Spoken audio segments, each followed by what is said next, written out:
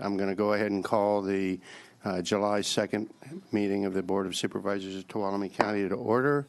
Would you please join me in the Pledge of Allegiance? Let me begin. I pledge allegiance to the flag of the United States of America and to the republic for which it stands, one nation, under God, indivisible, with liberty and justice for all.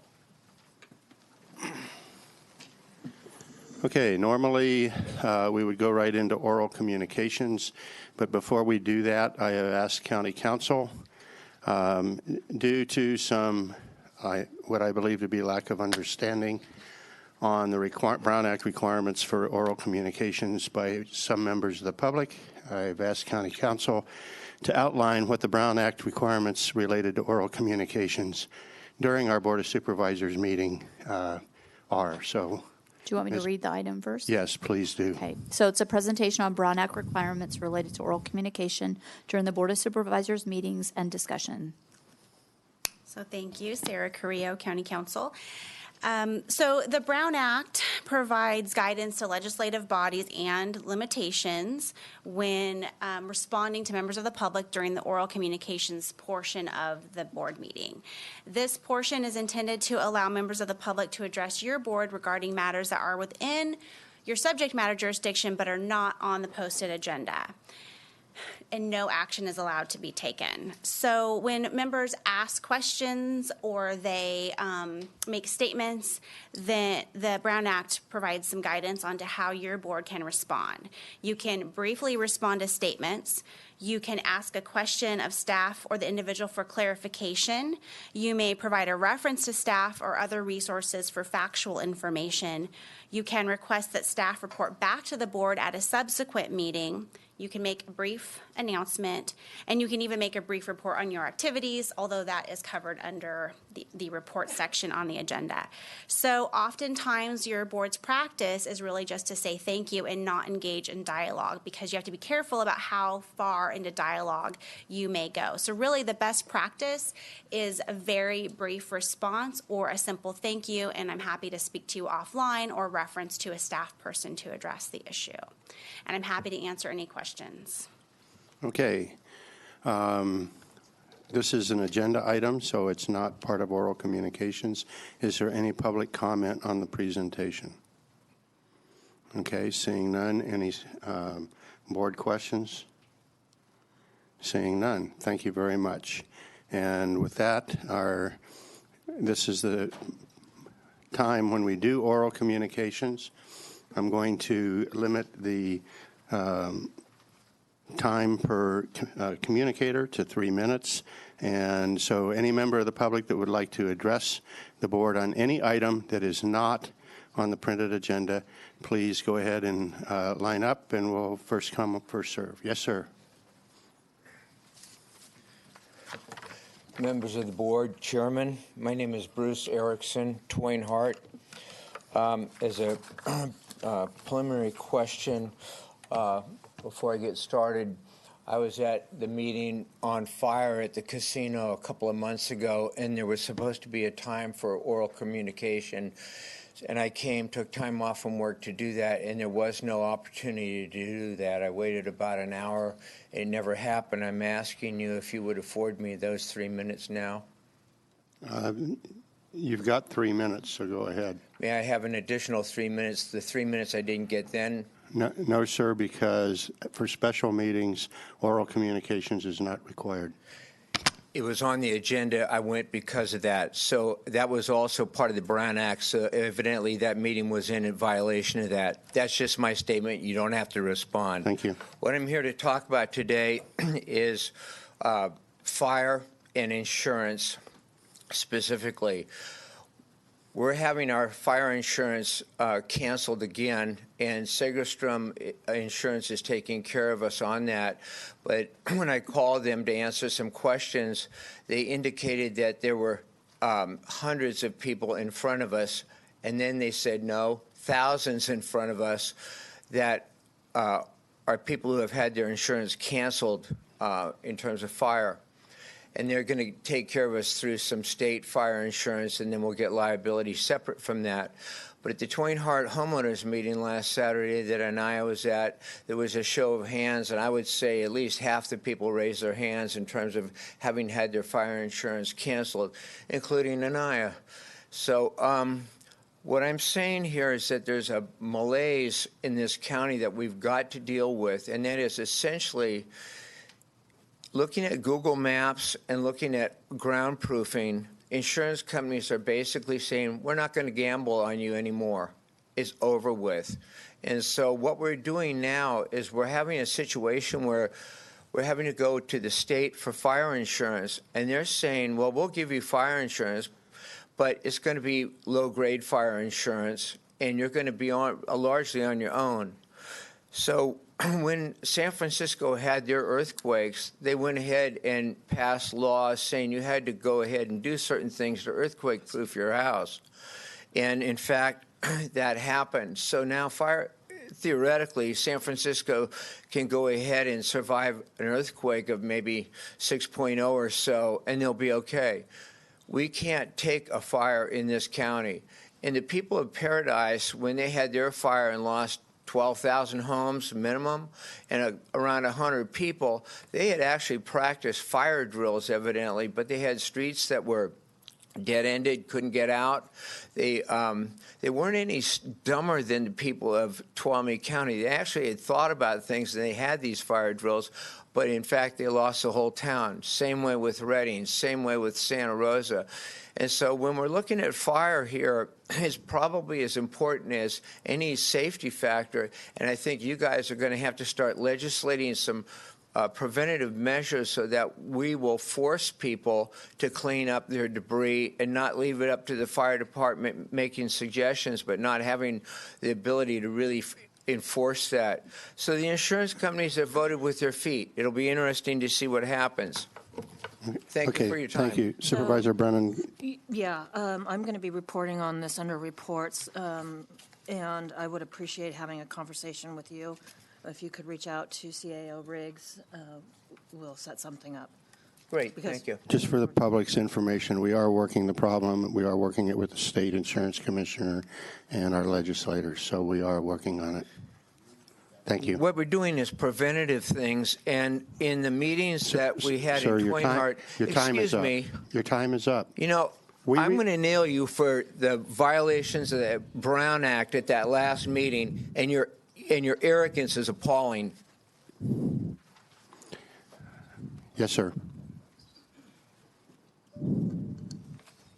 Hi, greetings, Chairman and members of the board. My name is Robert Johann Newton, and I just want to say a few months back I got wind of a road project at the Pedro Y, Highway 49 and Paris Ferry Road, and I think that's a really bad idea. They're going to remove the flyway, which allows people traveling north to smoothly access Paris Ferry Road, and they're going to make people go to the stoplight and make a hard right turn, and I just think that's a really dumb idea, and I haven't seen anything about it. How can I find out more about it? I'd like to stop it. I've heard it's a done deal, but basically it's another boondoggle. Restano Way, was a major realignment of Mona Way, and basically that got hung on everyone's neck for the benefit of Irving Simon's property, or the property management company there, and you saved a sandwich shop and a garage. So now Tuolumne County wants to realign Paris Ferry Road and the Pedro Y, and basically screw everybody that's going to Columbia. Okay. Sir, I'll refer you to Tanya Allen. Tanya, would you introduce yourself to him as he goes back to his seat? But she can help you. She's working on that project. Right. So how can we not do that project? I need to speak with this woman here? Yes, sir. And that's all. That's it, huh? I was wondering who hatched the plan. Do you know? It's very briefly. It's a Caltrans project. It's associated with Highway 49. And please talk to Right, but Tanya. Caltrans redid that intersection last year. Okay, sir. going to have to cut off the dialogue. That's just, as was presented. This is not the purpose of oral communications. The purpose is to give the public an opportunity to speak. Well, It that's is what I'm not to doing have a right discussion here. with the board. Sir, would you please, your time is up. Would you please see time now? My time's up. I got like a minute left, but I'm I'm just sorry, concerned about this project. Okay, we'll keep talking. But we're not going to respond to you. We're not going to have a dialogue about it. All It's right. not well, an agenda thank you very item. much. I appreciate your time. Okay, thank you.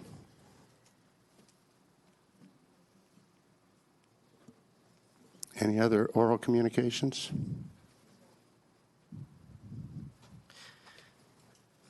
Welcome. Good morning, Aaron Rasmussen, Sonora Vets, Helping Vets CEO. Have some fortunate news.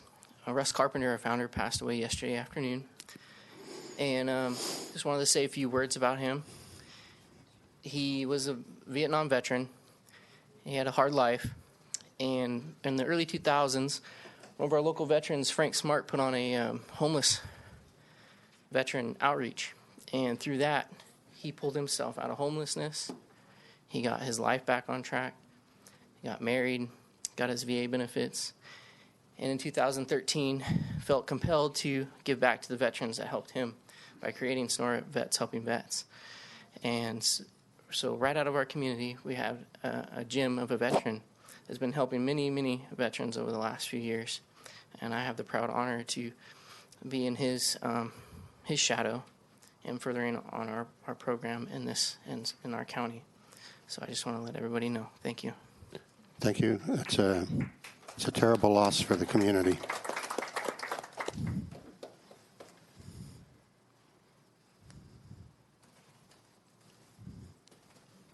Good morning, Mr. Chair, Board of Supervisors, Deputy County Counsel Carlin Drivdahl.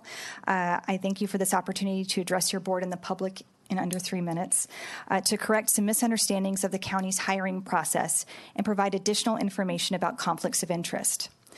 The Government Code ethics laws acknowledge conflicts of interest can happen in public service and define the parameters of participation of the affected public official. At your last meeting, your board appointed Scott Gross as public defender effective July 1st. Mr. Gross was previously a member of a consortium of attorneys providing indigent defense services under contract with the county since 2017. Mr. Gross is married to County Counsel Sarah Carrillo. In September 2016, Ms. Carrillo disclosed a potential conflict of interest and removed herself from the chain of command in relation to the Indigent Defense Services RFP and contracting process. Deputy County Counsel Chris Schmidt was assigned this matter and reports directly to the CAO and the Board of Supervisors on this matter. With the assistance of an outside law firm specializing in conflicts of interest, a formal conflict of interest protocol was put in place in March 2017 and has been followed by Ms. Carrillo, the CAO's office, your board, HR, and Deputy County Counsel Schmidt. The 2017 protocol was used for the recruitment and hiring of the public defender position. Deputy County Counsel Schmidt worked directly with the CAO's office and HR on this matter, and again reported directly to the CAO's office and your board with regard to the recruitment and hiring of the public defender. Ms. Carrillo has had no access to any records or information related to the public defender hiring process. I want to emphasize Ms. Carrillo did not participate in the recruitment or hiring process for the public defender position. As in 2017, we worked with an outside law firm, that's Hanson Bridget, to develop new protocol which will guide the County Counsel's office, the Public Defender's office, the CAO's office, your board, and HR in establishing and maintaining an ethical wall around Ms. Carrillo as it relates to Mr. Gross's employment with the county. As public attorneys, we are subject to the California Rules of Professional Conduct in addition to the Government Code ethics laws. The attorneys in the County Counsel's office take these rules and our duty of loyalty to the county as our client very seriously. Ethical walls are used frequently in the legal profession, and our office is well versed in adhering to them. It is unfortunate assumptions have been made by members of the public, and it is my intent today to clear up any misunderstandings and assure your board and the public the County Counsel's office is well aware of conflicts of interest issues along with public perception and strives to maintain the highest professional standards. Thank you. Thank you.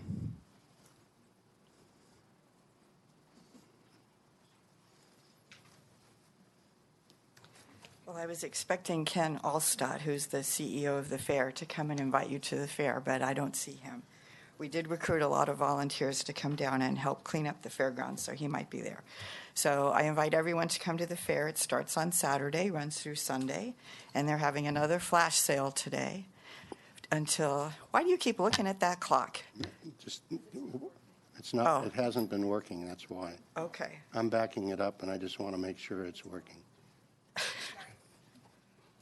Anyway, we need to make this a really good fair, because if people don't come, people aren't entering, people don't show up, then there's no point in having a fair. So I'm kind of reaching that point. So they're going to have fireworks. We cleaned up the grounds. It looks a lot better than last year. So hopefully people will come and enjoy it. And then in regard to Mr. Erickson's comment, I'm going to back him up on some of the things he said, because when you have a special meeting, you are not required to have a public comment period, but you can. And the Brown Act sets kind of a foundation. It doesn't limit you as to what you do. And whether you want to believe it or not, you work for the public. And when the public comes here and they have something to say to you, I expect you to listen in a courteous and respectful manner. And one thing I don't want to see is you sitting up there with these smirks on your face, rolling your eyes. I find that very insulting sitting over there when I see that. So you need to be really careful about that. And I think it's really important to listen to people. And I heard Ryan talking earlier today about how intimidating it is to come to this podium. And it is, and a lot of people don't come here and speak frequently, and so it's very hard for them. And I think you owe them the courtesy and the respect to listen to them. I agree with you, and thank you. Any other public comment? Oral communications? Okay, we'll move on to the consent calendar. Will the clerk please read the consent calendar? This minutes of the meeting held June 18th, 2019, approving the Second Amendment to the Tuolumne County Economic Development Authority Joint Powers Agreement to address meeting requirements, remove public meetings from the governing board, and address quorum issues. Adopting a resolution vacating the offer of dedication for public road easement known as Dan Becker Road. Approving the agreement with CF Behavioral LLC for residential care services and an agreement with Jones Andre Boyd for residential care services. Adopting the universal resolution, rescinding Resolution 14-17, and designating the county administrator, assistant county administrator, deputy county administrator as the agents for all matters pertaining to federal and state assistance. Approving correspondence to Secretary Sonny Perdue, thanking him for canceling memorandum 1076-027 related to cooperative agreement approvals and oversight. Approving the correspondence in support of S93923, fighting homelessness through the Service and Home Act of 2019.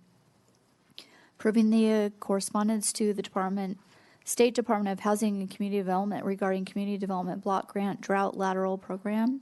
Approving the temporary entry permit for the State Jurisdictional Council for limited access onto the county's property related to the construction of the new Tuolumne County Courthouse project.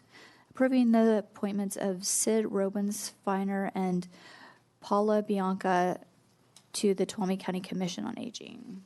Supervisor Brennan? Yeah, I'd like to pull item 7, please. Okay. Any other supervisors that haven't previously communicated to me on pulling? Okay. So item 7 has been pulled from consent. Public comment on the consent calendar minus item number 7. Seeing none, bring it back to the board for a motion on the consent calendar minus item 7. Mr. Chairman, I move we approve this consent calendar. Second. Okay, I've got a motion by Supervisor Gray, second by Supervisor Campbell. All those in favor signify by saying aye. Aye. Aye. Opposed, abstained. 5-0. Would the clerk please reread item number 7? Consideration of approving correspondence to the Secretary Sonny Perdue, thanking him for canceling memorandum 1076-027 related to the cooperative agreement approvals and oversight. Good morning, Chair and members of the board. Liz Peterson, County Administrator's Office. This started out as a discussion at the Natural Resource Committee where your board is accustomed to sending comment letters with concerns or issues, but we wanted to send a comment letter in appreciation for something that Secretary Perdue had done. So just a little context about what this issue is. As you see in the memo there, in March, Secretary Perdue issued a memo that essentially, for the sake of having a little more control over cooperative agreements more broadly in the Forest Service, that all cooperative agreements and any changes to cooperative agreements that included allocating funding would need to go through the Washington office. Right now, the protocol is that these types of cooperative agreements go through the regional office. That's in Vallejo. This is the Forest Service again.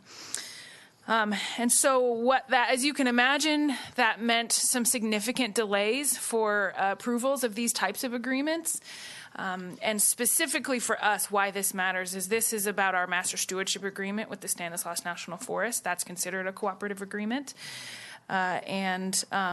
More specifically, because the requirement of any time there was funding allocations being approved by the Washington office, we know that process tends to be significantly slower the further away it gets from us locally here. And so, as an example, last year, because of the Donnell fire, the Stanislaus National Forest staff were not able to complete their normal program of work as to be expected because they were fighting the fire. And so what they were able to do, one of the benefits of our master stewardship agreement is that funding for those treatment activities on the forest was able to go into our master stewardship agreement so that treatment would still continue on the Stanislaus National Forest with that funding rather than going back to the National Treasury, as is the typical practice for any leftover funds that a forest may have at the end of their fiscal year. So we got about $250,000, and that is going to a couple fuel reduction projects in the forest. But because of the previous memo that Secretary Perdue had issued, we never would have been able to hit in that timeline, and we never would have gotten that funding last year, and it would have obviously impacted our ability to get this funding in the future. So he rescinded that memo, canceled it, and has decided to set up kind of a task force for cooperative agreements to make sure that he has the appropriate level of control.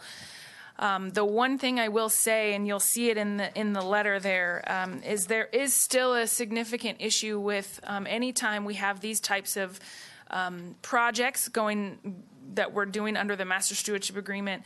They have to go through still the regional office. And as Master Stewardship Agreements and Good Neighbor Authority agreements are becoming more popular, which is great, increasing pace and scale on the Forest Service or on the forest landscape, we're still seeing a bottleneck at the regional office now because they have to approve all of those types of agreements. And so you do see a reference there in that last paragraph of the letter for your board's consideration that we ask that they continue to staff up those resources or consider giving more control to the forest level here so that the forest supervisor, Supervisor Kuiken, could approve these types of agreements and not have to go through further hurdles, delaying the process. Okay. Supervisor Brennan. Yeah, so Liz hit the major points. These cooperative agreements, because of the success that we've seen in Tuolumne County, have really been amplified across the entire western United States. And unfortunately, there has not been the level of funding. These cooperative agreements are successful because of the grants and agreements process. And there is a huge backlog at the regional level. And so we wanted to include some language that would encourage adequate funding for those folks that administer the grants and agreements program. And also I would add a sentence in there that we need to prioritize vegetation projects, because that's really was the impetus for moving these forward. And right now, even though there's a long waiting list of maybe adding toilets on the forest, all these things are important, but we have got to prioritize vegetation projects, which were the primary reason that we started down the road of the Master Stewardship Good Neighbor Authority. So I would also add one more sentence to that paragraph indicating that. Okay. Anybody else before I go to the public comment? Okay, bring it back to the board. So I'd move on item 7 with that change. Okay. Second. Motion by Supervisor Brennan, second by Supervisor Gray. All those in favor signify by saying aye. Aye. Opposed, abstain. Thank you. Thanks. 5-0. Okay, would the clerk please read item number 12? This is consideration of approving a certificate of recognition for Robert Price, Public Defender, upon his retirement.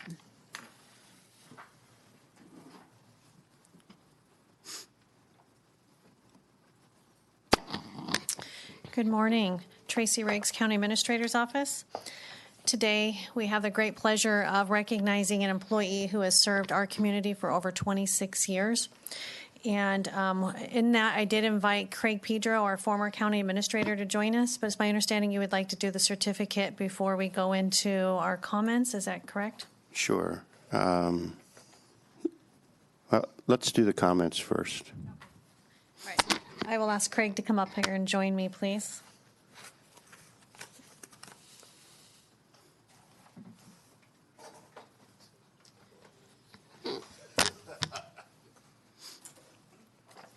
So this is one of those rare times that we get to call up an employee who has served our community selflessly and diligently for such a long period of time. So what I had asked Craig to come in is that for those 26 years, he and Craig had worked together that entire time, or at least I should say 25 and a half years, right? So I'm going to defer to Craig to speak to all of the great things and the dedication that Bob has had, and then we will defer to your board to approve the certificate.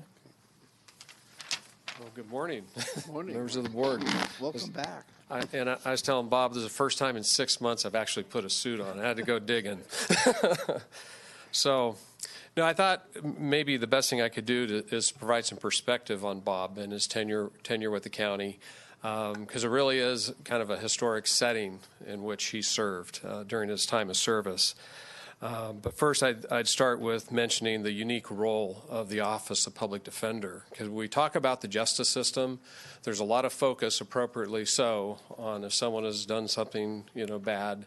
You look at prosecution, you look at consequences, and then you look at rehabilitation. Very appropriate. That's one side of the justice system. The other is providing a defense for those that are accused, to make sure the justice is done, people are treated fairly, and so forth. And that's where the Office of the Public Defender comes in county government, where the Office of Public Defender provides defense for those accused who cannot afford to defend themselves. And that's just part of our system. Quickly, the history of the Public Defender's Office for years, I can't say forever, I wasn't around that long. But for years, we provided public defender services through contracting solely. Costs were just growing exponentially, so we created an in-house public defender's office. And the first county employee department head was Mr. Jerry Kale. I'll also say a Sonora High grad, go Cats. But he was a tremendous man, well known, well thought of, did a tremendous job. And I would say that very good man, well respected man, saw something in a young Bob Price. And Bob is one of the first attorneys that was hired to serve in this newly created Office of Public Defender. And I think right there, I'll just stop and say that speaks volumes to me, the beginnings of Mr. Price's tenure, with the county. But during Bob's time, again, he was hired by Mr. Kale. The only thing I question about that is Bob talks funny. And when he gets up here, you'll understand what I'm saying. It's not a Tuolumne County accent. I thought about bringing him a cowboy hat and getting him some skulls, or what do you call that stuff? Is that right? Skull? You know, a little chewed put in there and put in the front lip. And Bad image. It's a bad image. But anyway, I'll get off that. But Mr. Kale saw something special, hired Bob in 1993, and supported Bob becoming the interim public defender in 2001, and then ultimately through his own steam, his own merit, his service to this board, Bob was made the public defender officially in 2003. And I've known Bob all that time, and like other department heads, much of Mr. Price's tenure, he was asked to do more with limited resources, especially through the Great Recession. And talking with Judge Segerstrom, who also was a local attorney, who also was one of our district attorneys, he has commented on the workload of the public defender's office, not to the exclusion of the district attorney, but talking about the tremendous workload that is upon that office. And like other department heads, Mr. Price certainly carried his load of cases before local courts in defense of his clients. He and his deputies have done a good job of providing services to their clients, despite many of those clients, and this is one of the things that's a challenging clientele to work with sometimes. Not always, but a lot of them, they don't want to be there. They don't particularly care for the attorneys that have been appointed, and yet those attorneys need to provide vigorous defense, for those clients. And Bob and his attorneys have done that throughout Bob's tenure. And I would submit to you that perhaps Bob's greatest contribution has been preparing for his retirement and assembling a good cadre of deputy public defenders. And like as we all have, as you get ready to leave your office, you want to leave it in good hands. And I think Bob has done a good job with that cadre of deputy public defenders. And I'm sure if Mr. Grossman were here, he would also be thanking Bob, for that good cadre of young deputy public defenders. So I guess I'll just mention now my comments to Bob.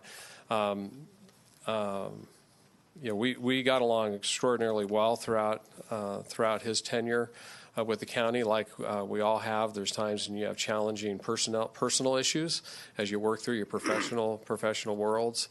And Bob and I would talk about those kinds of things. And he met every challenge that was put before him. Again, doing a very difficult job and doing it well, for all those years. So I'll save final comments, when we get ready to present that plaque. Okay. Did you have some words? Do you want to do public comment now? Or you want to do your certificate? We'll do public comment. Okay. All right. Okay, let's do that. Thank you. Good morning, Chairman, members of the board, Laura Krieg, District Attorney. And I've had the absolute distinct pleasure to work my nearly 15 years in the District Attorney's office with Bob Price serving as our public defender. And a well-known defense attorney, Ellis Rubin, once said, "Being a lawyer is about serving justice. That's not only our greatest calling, it's our only calling."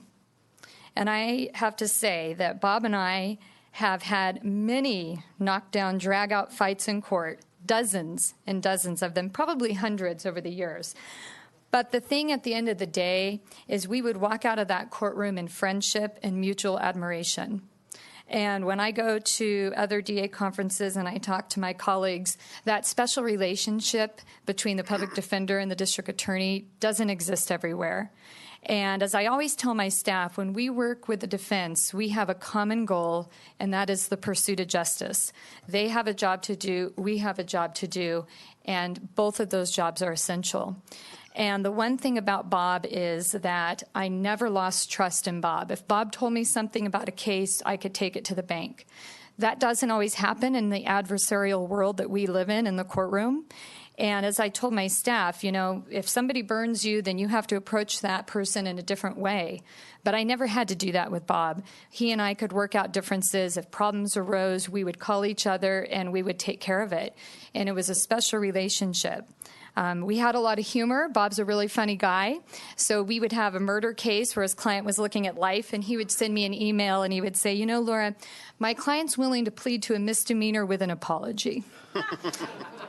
And I would get to my desk, and I would open that, and I would just laugh hysterically because it was fun. We deal with serious stuff on a daily basis. Our jobs are stressful, but to bring that kind of humor that can just take you right to your knees and laugh, Bob could do that, and I appreciated that. And I won't even say in public some of my responses to Bob, but we would laugh, and we had that relationship. And I was thinking about it this morning, and, I love country music, but I said, Bob really knew when to hold him and when to fold him. And I appreciated that as the DA because we could speak frankly to each other, and he had amazing client control, and he knew when we were making a very good offer to his client and when it was really in the interest of justice for his client to take advantage of that. And he would have those real conversations with those individuals, and I felt that at the end of the day, that pursuit of justice is what we did, and we did it well. So, Bob, I want to say I wish you the utmost happiness in your retirement. It's been an absolute pleasure to work with you for 15 years, and I'm going to miss you.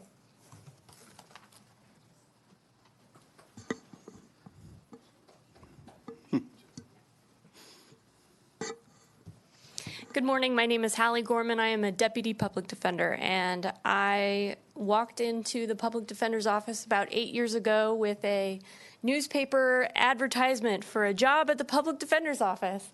And Mr. Price walked in and said, "That doesn't pay that much." So, another example of his humor. I fortunately was able to get the job at the public defender's office, and it's been a wonderful experience for the past 8 years working for Bob. I think a real testament to his leadership there is that the attorneys don't leave. They have to retire. They have to retire for a spot to open up. And it's because he has cultivated a calming and congenial office. Our job is very stressful. We deal with clients who don't like what we have to say sometimes because we have to deliver bad news. We don't always win in court, and clients are upset at that. And sometimes the district attorney and we don't get along on a case because we see it differently. So sometimes we feel like the world is against us. But when we come back to the office, we know we can go and sit in each other's offices and joke about our cases, or we can joke about, whatever else is going on. We can discuss our cases and say, do you have a motion that I can use to write my own motion?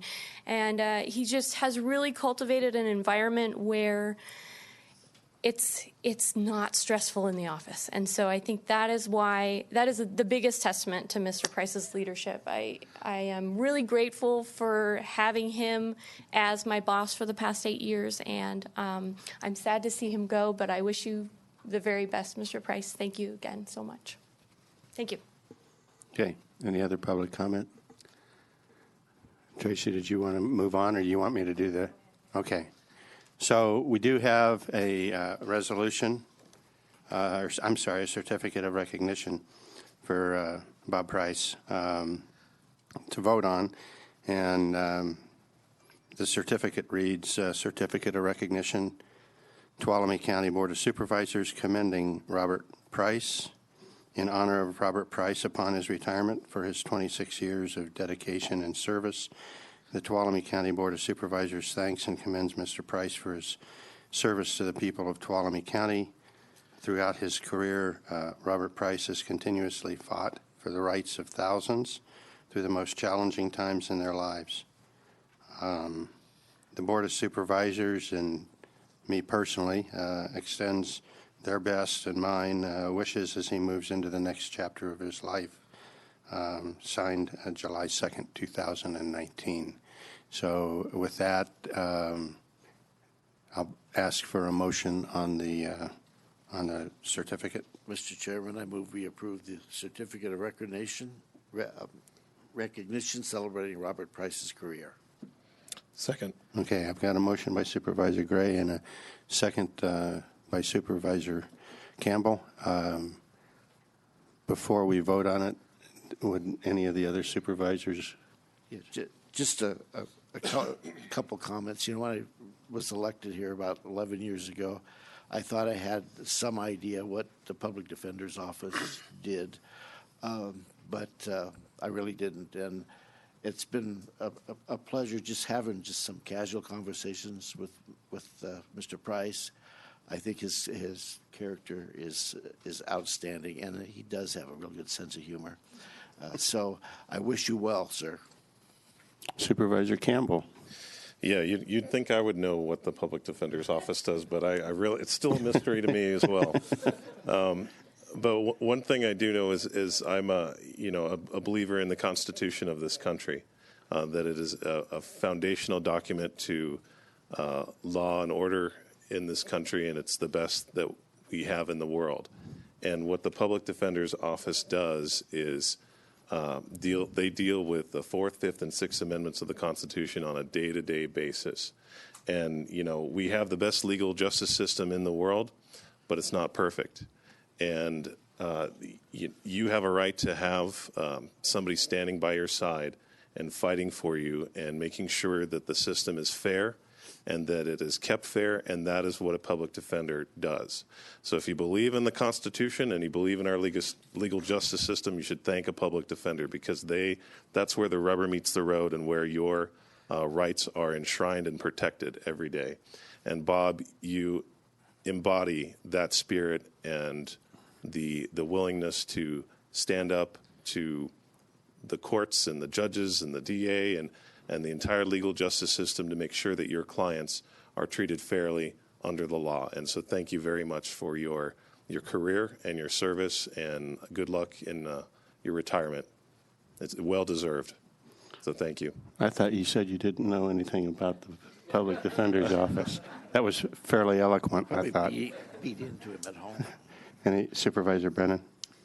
Yeah, for me, it speaks volumes when you can have the district attorney stand up and make the comments that she did, have those that work in his office stand up and make the comments that Haley made, have our retired esteemed CIO make the comments that he did about the job, the very well done job of Mr. Price. And so I just wish you the very best in retirement. Sure. When I was in college, I took some pre-law classes, and I had to argue a case one semester and then defend it the next. And I loved arguing the case, and I hated defending it. So, like she said, you feel like the world's against you. I can only imagine, but thank you for 26 years of service. That's dedication. So thank you, good luck, and Godspeed. I think pretty much all has been said. I think the most significant thing that is that you got Craig Pedro to put on a suit and tie again. He told me once that he hoped he never had to do that again. So, but anyway, with that having been, again, thank you very much for your service to this county. You should be proud. You really should. And with that, I'll call for the vote. All those in favor signify by saying aye.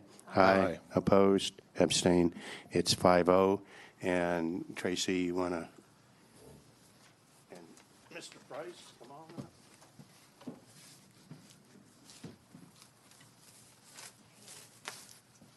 Go ahead. Ladies first. Hey, I know. So, Bob, since I've come in, you've always been there whenever I've asked you to come in and talk to me and explain things to me, and I appreciate that. I know I have a big learning curve, and you've always been there to explain that, and I really appreciate that. Also, as we've been transitioning and preparing for your retirement, you were always there to help feed into what does this look like and how should we proceed. So thank you for helping make that so easy for me. And then on behalf of the board, this is a plaque for you for your 26 years of service. And of course, Supervisor Roeder has your certificate. So thank you so much for everything you've done. We appreciate it. Good luck on your retirement. And Mike is yours. Oh, well, thank you. Thank you so much. Good morning, everyone. I was hoping the sheriff would bring a couple of my clients up here, but I guess the van wasn't available. It has been a great career. I really enjoyed working in Tuolumne County. When I got here, I thought 1 or 2 years, then I'm going to go back to San Diego County. I know everyone here knows what San Diego was like, but I never regretted the decision to stand. I really enjoyed it, and thank you so much.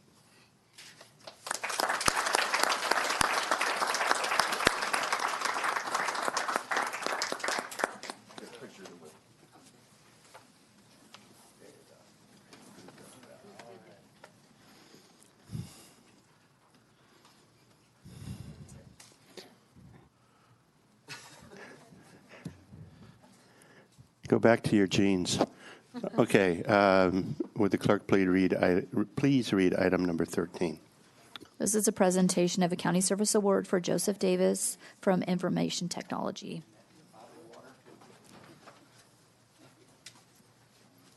Good morning, members of the board.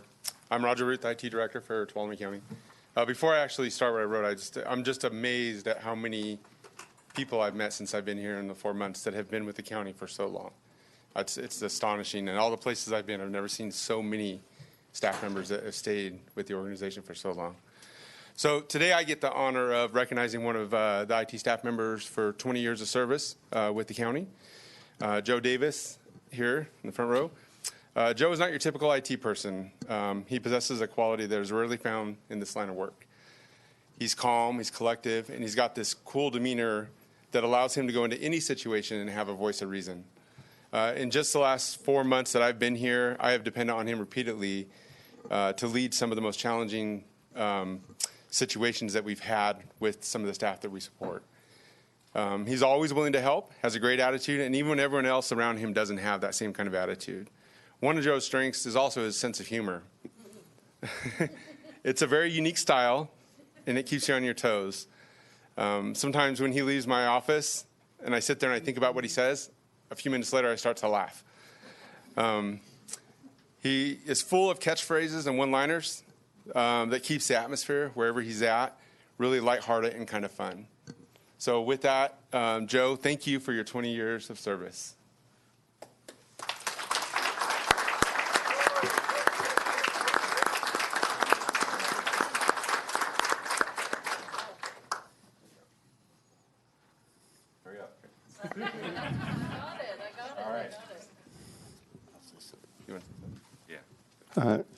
Don't go away. Yes, sir.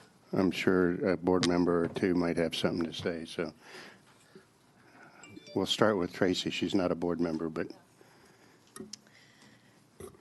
Joe, thank you so much for all your years of service. I know I'd mentioned this on a post that you had on social media, but when I came to the county, 13 years ago as a contractor, you were right there. You've always been right there. Anytime I've ever had an issue, my thing is always call Joe, text Joe, get Joe over here.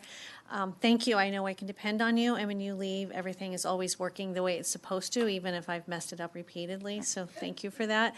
And your sense of humor, too. You do bring in some lightheartedness that we all need. When our computers aren't working, sometimes we can be a little cranky. Nah. And you are always there to just diffuse the situation, get everything working again. And the other thing you always do is you follow up.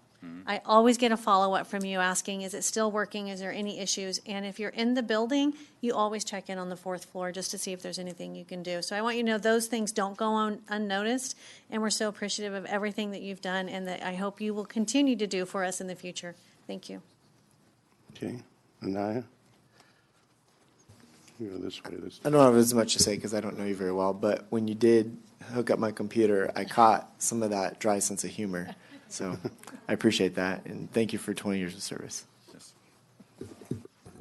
So I do know Joe, and I appreciate, an IT individual who's from my generation, and while Joe took the initiative to understand technology, I didn't, and I really appreciate the fact that for those in grew up in a different generation, they may hear something once or twice, and they've got it.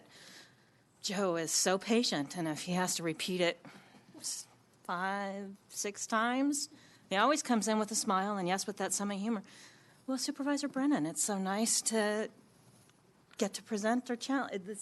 He never, ever goes at the fact that we may have revisited this a few times. So I really appreciate your patience and your understanding, and most of all, that you keep my devices functioning if I press the wrong button.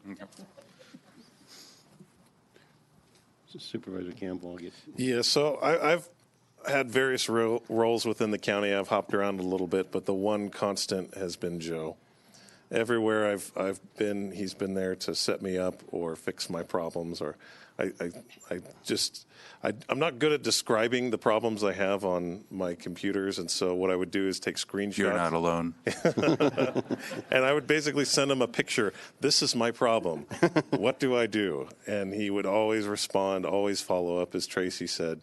And I just found out today that you cut your teeth in the county fixing Y2K. Yep. So thank you for that. I mean, I'm glad that, this building isn't a smoldering heap of ashes because of the problems we might have had because of that. And it certainly would be if it weren't for Joe making sure that we all stay on track and don't open up spyware emails and things we shouldn't be looking at. So thank you. Supervisor Gray. Yeah, Joe, I've appreciated you the last 11 years. I mean, you fixed every problem that I've ever had and fixed some problems I didn't know I had.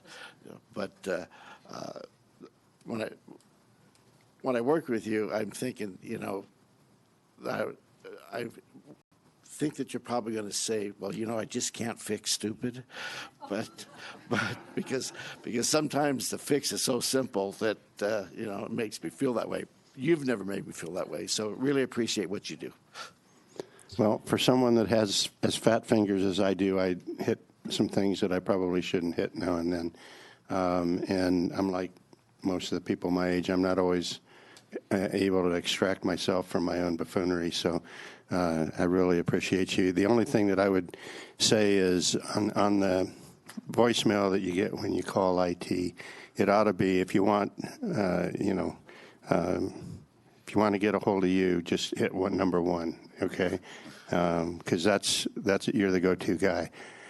Before I turn it over to you, I'd like to see if there's any member of the public that's got anything that would like to say. Okay.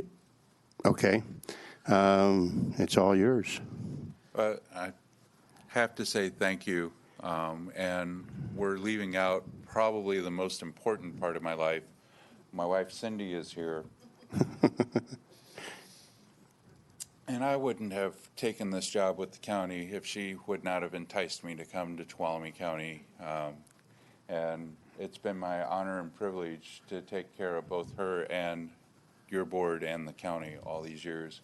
Couldn't have done it without the folks lined up in the back there. Well, not Chris, but he's a problem child.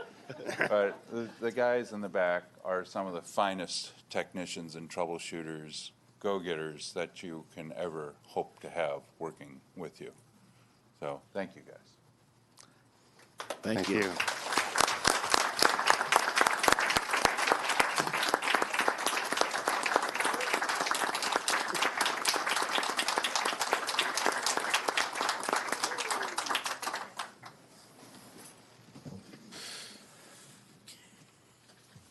And good luck on the next 20.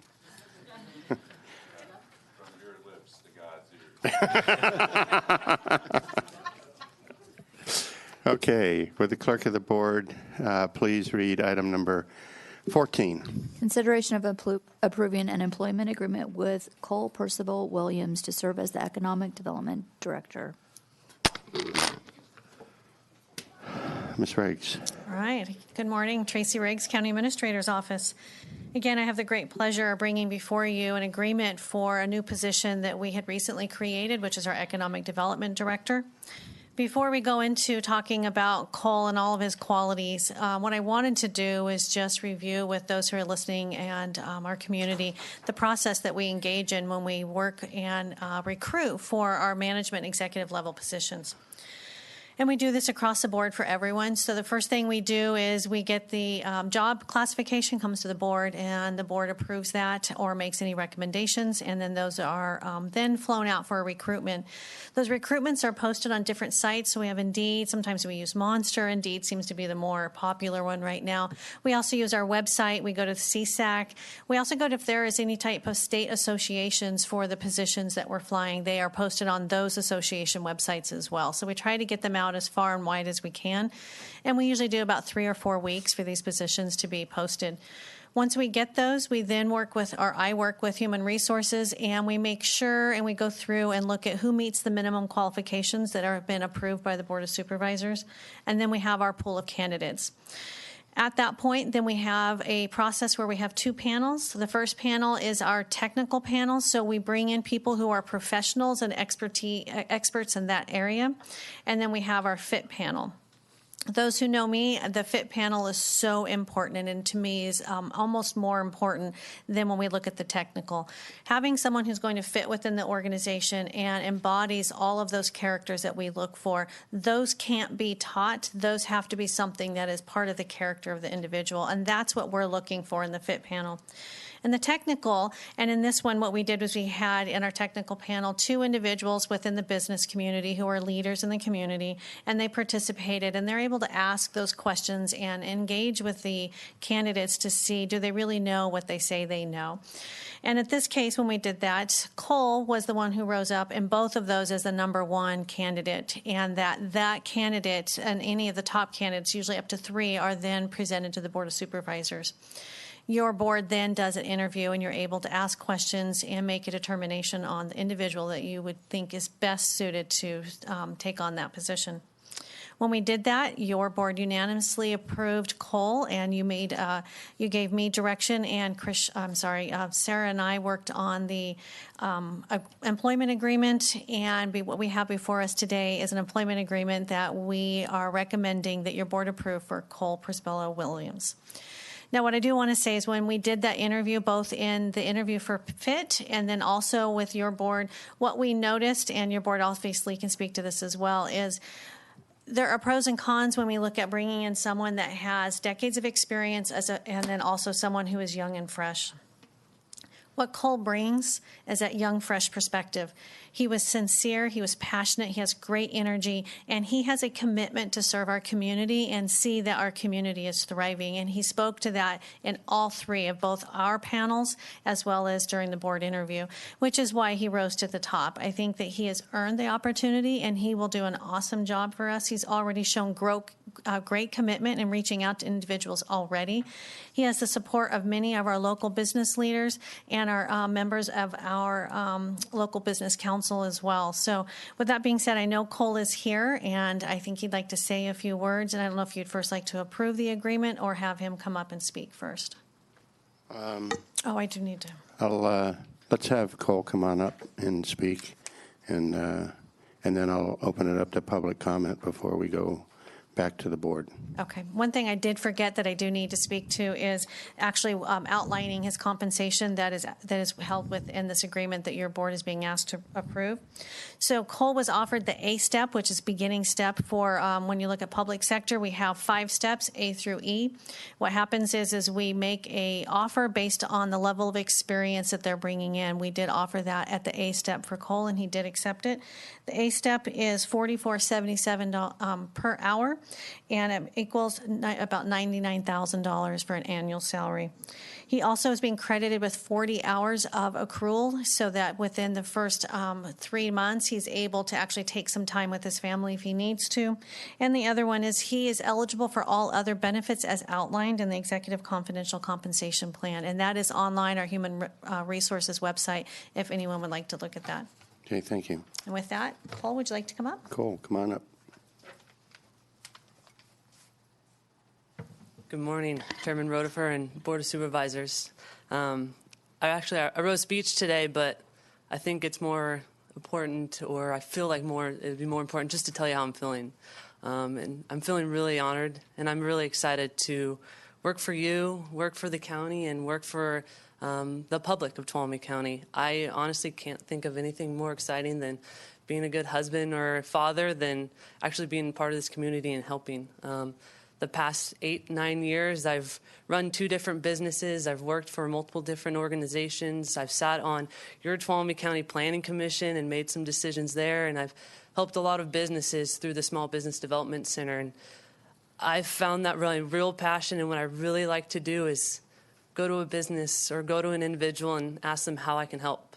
And really, that's what I want to do in the first few months as your new economic development directors. Go to our community and actually give them a chance to let me listen to them. I really think that's an important part of my position is hearing what they want to see the future of Tuolumne County. Because I have some ideas. I know what I want to be in the future of Tuolumne County. I know what I really have goals for so that my son, when he graduates high school in our town, he has the option to stay in town. So I really am truly looking forward to it. I'm excited to implement some things that haven't been implemented before, like economic impact reports or creating a resiliency disaster plan for businesses, or even a down market strategy plan. So I see a lot of really good ideas that between us and the county and the people that we can make some good changes. And I look forward to it. So thank you. Thank you. Any questions?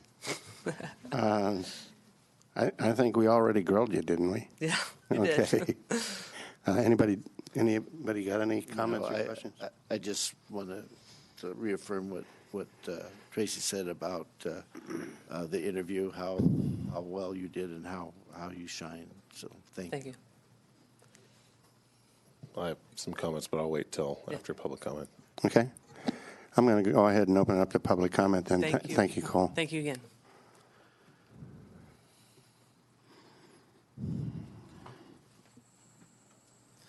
Chairman Rutherford, Board, I'm Jeff Dowdy. I'm the CEO of Blue Mountain Minerals as well as the president of the Tuolumne County Business Council.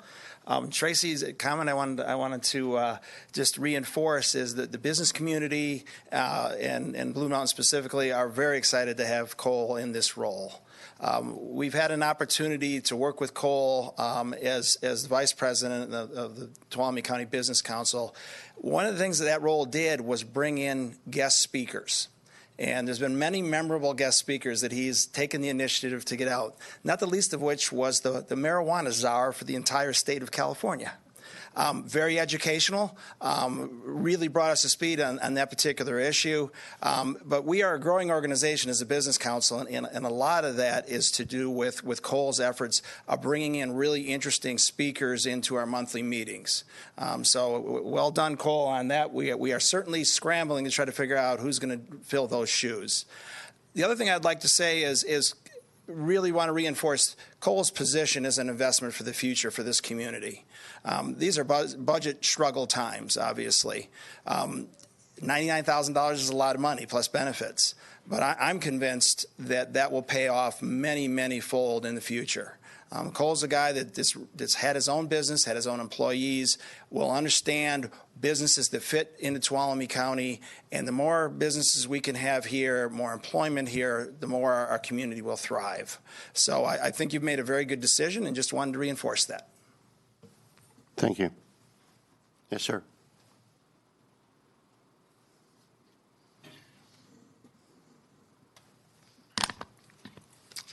Hello. My name is Martin Blake, and I'm a 40-year resident of Columbia. I'm here, frankly, to object to the new contract that has been being offered to the new economic development director. As I see it, you are offering the same kind of contract that got you into trouble the last time. The previous contract was for 10 years. This contract is for 5 years. Even the President of the United States has to face the public once every 4 years. This gentleman gets a contract for 5 years at $100,000 a year, or $500,000 at a time when Tuolumne County is in deep financial trouble. With his retirement and other benefits, he's probably will receive close to $1 million. I also want to know how he's going to be evaluated. What are the criteria that are going to be used to evaluate him? As we all know, the previous director, Larry Cope, had no oversight whatsoever. For the 5 years, I believe, he was head director. What is the oversight going to be this time? How will his activities be made public? It's only the last time it was only because of Ken Perkins using the state Freedom of Information Act that we were able to find out what Larry Cope was doing and the financial shenanigans that he was involved in and the waste of money that occurred under his administration. And many on this board even objected to having all this information made public. There was no oversight. How is this going to be different this time? Prior to this new hearing, here's what I am asking for. That there needs to be a clear set of benchmarks, a timeline, clear oversight and accounting of time spent on projects. This job should be not for 5 years, gentlemen and ladies. This job should be a 1-year temporary position, not a 5-year contract. There should be no buyout clause. A buyout clause, my God. The way the Union Democrat described his possible firing, he would be given 80 days, 180 days of time served. In other words, a buyout for $50,000. By the way, this 5-year contract would not expire during the term of the newly elected supervisors in November of 2020. In other words, unless he did something egregious, they would be unable to dismiss him. So in a sense, the new board coming in 2020 would have their hands tied. Is that why he's getting a 5-year contract? So the new board that comes in 2020 can't do anything about him? To me, what is incredibly appalling is that this county could not even come up, and you supervisors could not even come up with $14,000, a pittance, to help keep the summer recreation department's programs alive, a program that over 140 families in this county were counting on to have their children utilize this summer. It was only because of the generosity of the Sonora Area Foundation that we have averted possible disaster. How can you govern this way? It makes no sense. How do we offer him a contract for $100,000 a year for 5 years or $500,000 when we have a hiring freeze in place? How does this happen? Also, I don't know the gentleman. He seems like a nice individual.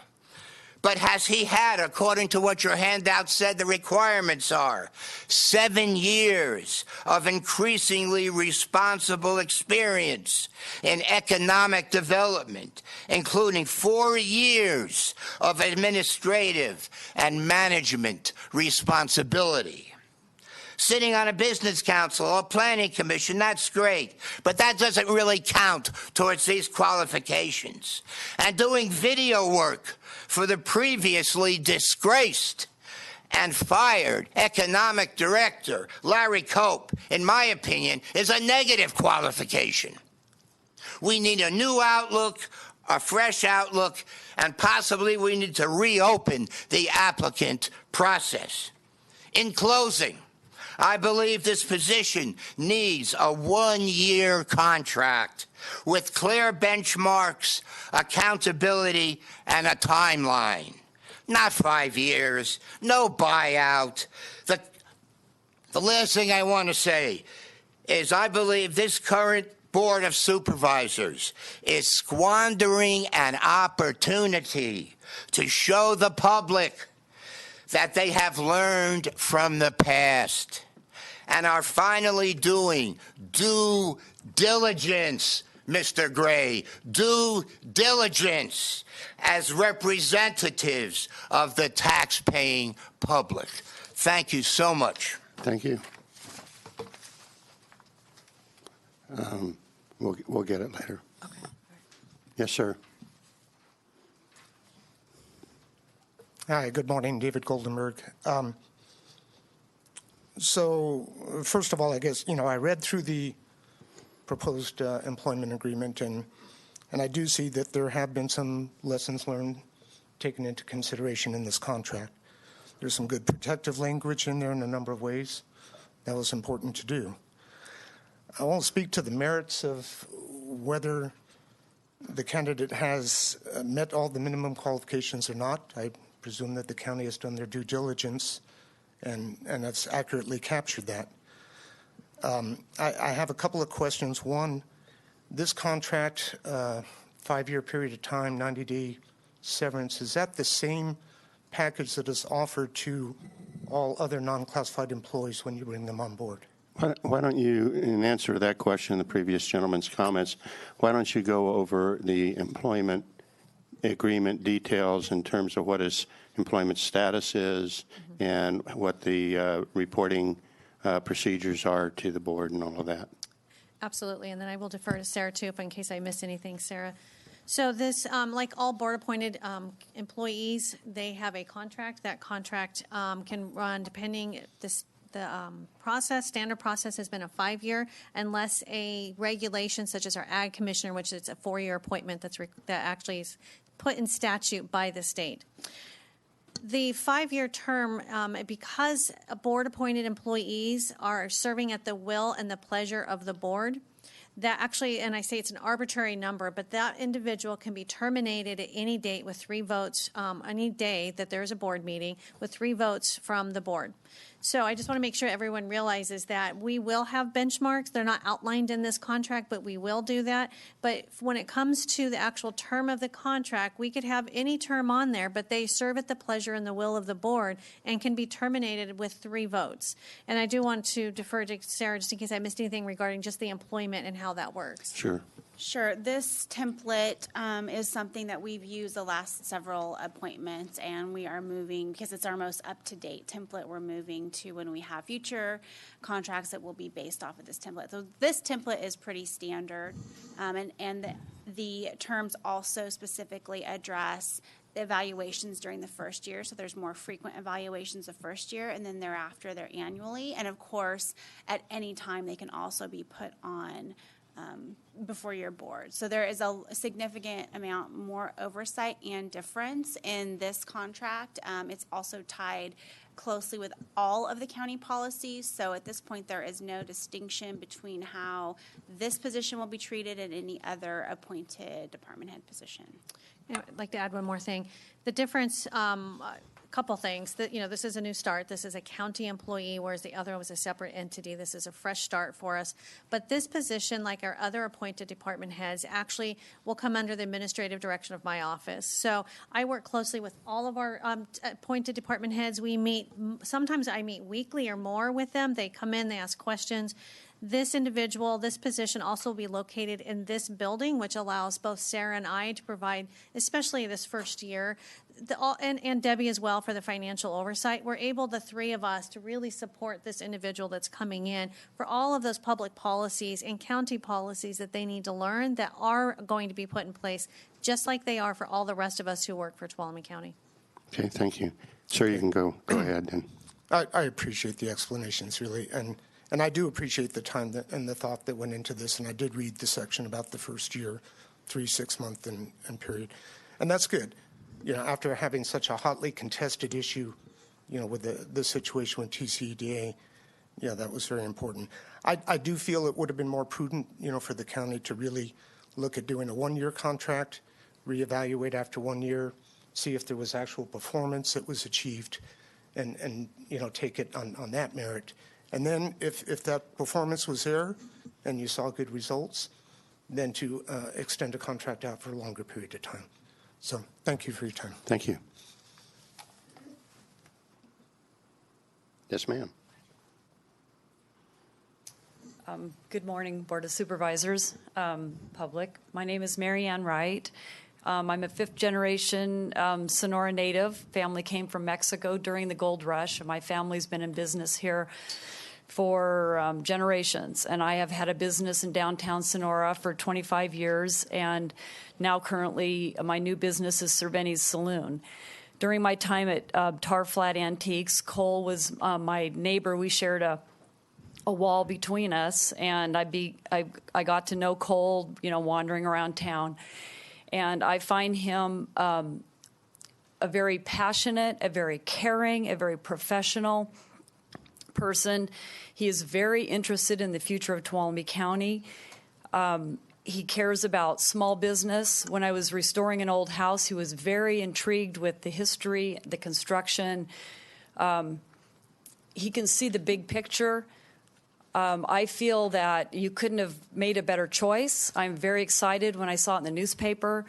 We old folks that are going back into business are doing this not because we need the money. I would be much better off retired, but we're doing it because we have experience and we're opening businesses and showing our mentorship toward other young people. And we need someone like Cole who will not be an anti-business person, who will help us through roadblocks and realize that when we have small business and large business, that it's not all just about capitalism and competition, but it's also about cooperation. The more, the better.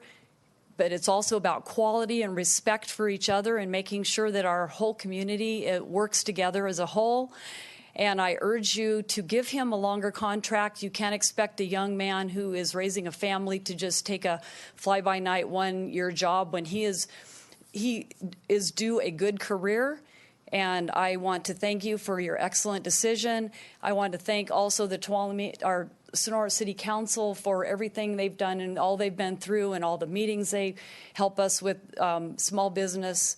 And that's it. Thank you. Thank you. Yes, ma'am. Hi, my name is Julia Rhodes, and I've been in business in Tuolumne County for about 14, 15 years now, and I've had, just experience with other businesses, and I'm excited to have new blood, young, passionate people coming into our community, caring about our community, and staying in our community. That's really important to me. And I've listened. I'm glad you've done your due diligence on all of this. My only concern was, again, I think I thought about the 1 year, the 5 year, and maybe a 2 year where he would have a couple years to get his feet wet and prove himself to everybody, and then that would be more amiable to everybody. But I certainly hope that I'm looking forward to having an economic development person to go to and to work with. I just was again glad you've already done your due diligence. You've answered some questions that I had also about, 5 years seemed like a long time to me without knowing any, how this person was going to be. But the fact that there are procedures in place now gives me a little more confidence in that. And I also have had experience with Cole as well in doing videos coming out to my business. So I look forward to seeing what he has to offer our community. And again, I suggest maybe a couple-year contract with the option to extend, just to give him that opportunity not to fail, but also to show how well he can do for us. Okay, thank you. Mm-hmm. Yes, sir. Good morning, Chairman, Supervisors. My name is Glenn Caldwell. I am a immediate past president of the Tuolumne County Business Council. And I've also recently retired from my 33-year career as being an insurance broker, most of that here in Tuolumne County. I've had the pleasure of working directly with Cole when he got involved in the Business Council, became our main guy worker, then vice president. And I'd have to say that most of what you are hearing about Cole has already been said. I mean, you've done a great job, Tracy, of figuring him out. I think the board's made a great job of identifying him. And I think it's very rare within our county that we get to find a person with his business sense and skill set to be able to have somebody right here who's already well connected into the county in so many ways to have the opportunity to get to hire him for a position. Okay, a one-year position here just wouldn't work. It takes longer to get up and running and get things going, but 5 years is pretty common in the business world, so I completely support the employment package that Tracy and Sarah have put before you. One other thing I would say about Cole is that it's kind of hard to see in a resume is his character. Now, Tracy did mention that it comes through in his interview, okay? But I would tell you that a person who is on time and reliable, okay, those are qualities that aren't often seen, okay? And he certainly is that, okay? I enjoyed being around him. I called him my millennial because if I needed a little bit of help with communicating to my group, he was always there to be able to do that. So he's a great communicator. And I guess the last thing I'd say is it would not surprise me one bit, not even the least little bit, that one day he was sitting in your chair, Mr. Chairman. Thank you.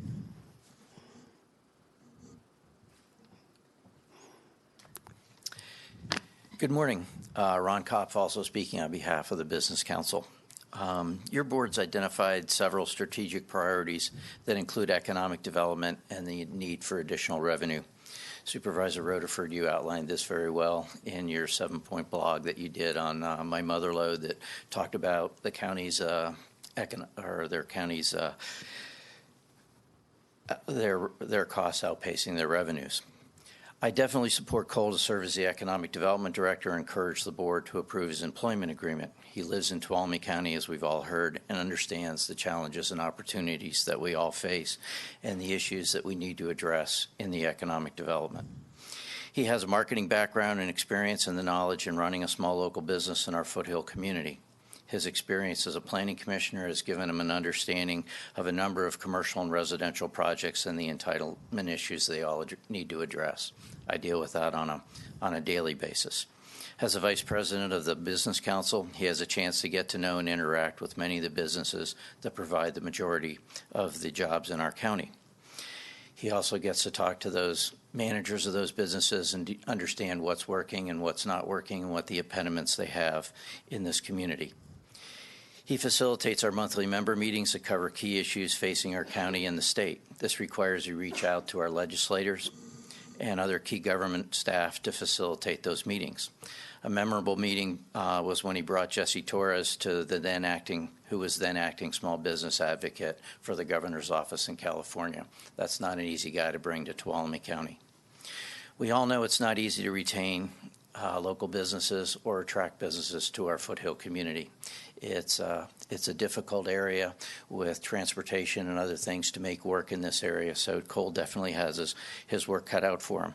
He doesn't have all the answers. Nobody does, and he can't do it alone. His background gives him the tools to do the job, and he has the ability to reach out and get viable input from our diverse community and businesses within and outside of our county. We all have a responsibility to be part of the economic development solution, and I encourage everyone to provide input and lend support so that we can continue to provide for and fund needed services in our community. It is easy to simply request something be documented. It is much harder to develop and implement viable economic solutions. Cole Prisbilla is the right choice to serve as your economic development, and I hope you support his contract. Thank you. Thank you.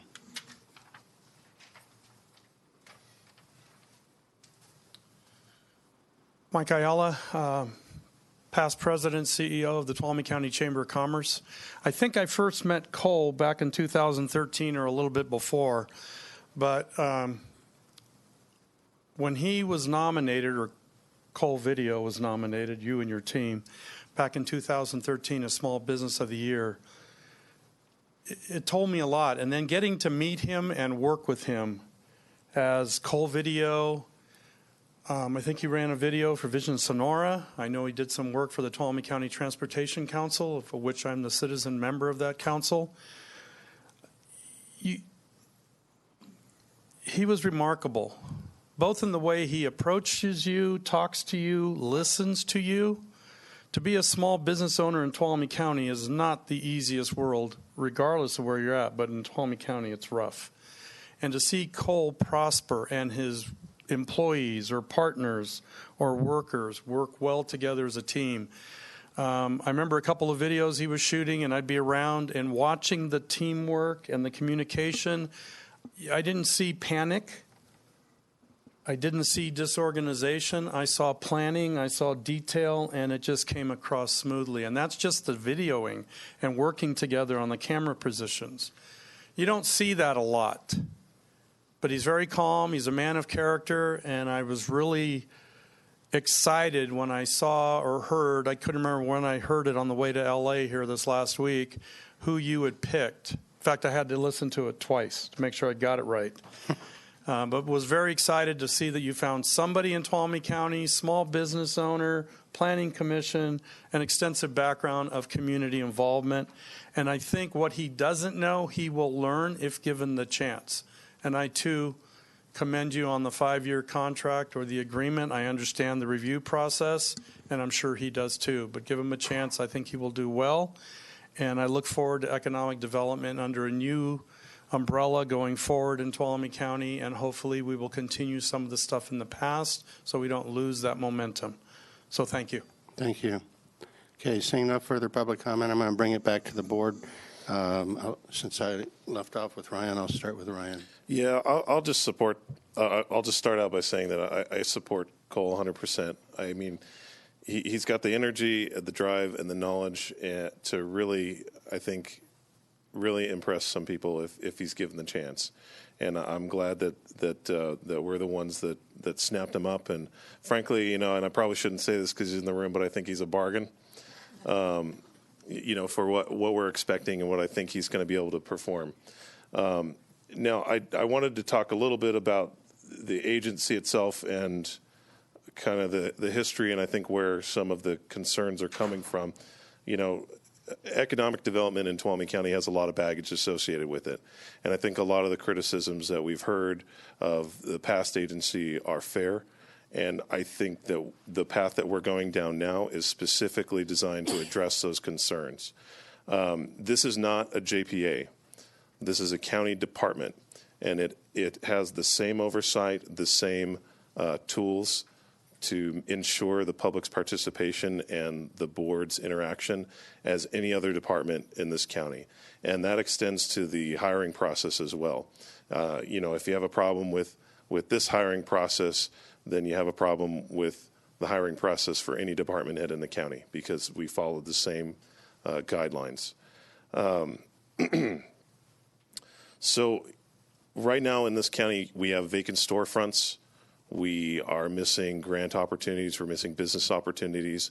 Our county administrator spends her time communicating with businesses that are interested in coming here or expanding or dealing with those types of issues, and that's not what she's here to do. It's not her area of expertise, and somebody said earlier that this is an investment in the future, and I agree wholeheartedly with that. We were investing in the JPA, and we are investing in this, and it's a much smaller investment, and it's something that we have said from the beginning that we need, and I feel very confident that we're going to see some good outcomes from it. And it's just necessary. There's a need for this, and it may not be something that you see on a day-to-day basis, but every little bit helps. And we need to get this county going and get more jobs, better paying jobs, looking toward what we can provide for our citizens. And economic development is a huge part of that. So I guess just saying that, I'm looking forward to seeing what Cole is able to do. I have every confidence that he'll be successful and That's my opinion. Got anything more? You said it. Okay. Supervisor Kirk. Bear with me. The contract kept getting brought up between 1 year, 5 year. And I'd just like to say, I don't know anybody who would ever sign up for a 1 year contract.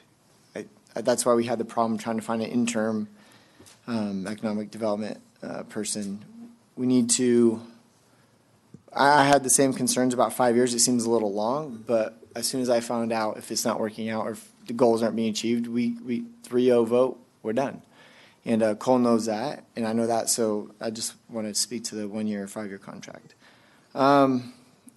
When it comes to just my personal experience, when I hire somebody at my other employment, when I've been on hiring boards, there's a technical side that perhaps, decades of experience isn't coming to the table. But if I have somebody who's trustworthy, willing to learn, willing to work with people, and who's hungry, I can work with that. If they are given the right tools and the right training and the right oversight, I can work with that. So I agree that maybe he doesn't have decades of experience, but you know what? Neither do I. And I'm up here doing the best I can, and so I get that. And again, like Supervisor Campbell said, to some 99,000 is a lot. To some 99,000 isn't. Maybe if we put it out there for 250,000, we get some crazy executive or somebody from Silicon Valley, perhaps. But we're getting a bargain, I believe, for his experience and for what he's going to bring to the table. And he's hungry to learn. He's hungry to work.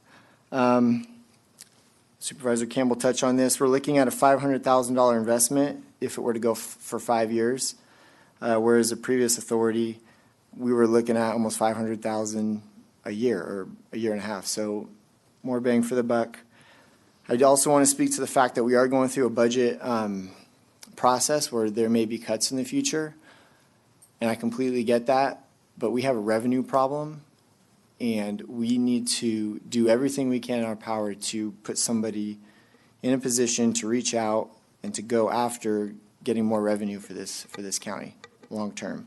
I know for me personally, I campaigned on business attraction, and I'm no expert, but I look at my father who came from Silicon Valley and opened up an office up here, and they had 20 employees making good money. For me moving forward, I do feel like we haven't had a lot of time to create benchmarks, but we're going to get this position up and going, and we're going to have conversations. For me, a big benchmark is going to be business attraction.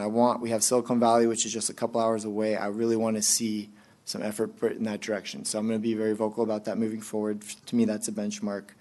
And also, I just want to make it clear, too, and this is from my personal experience in reaching out to people in the business community, I truly believe that to get Cole up and running is going to be about a year process, perhaps a little bit more.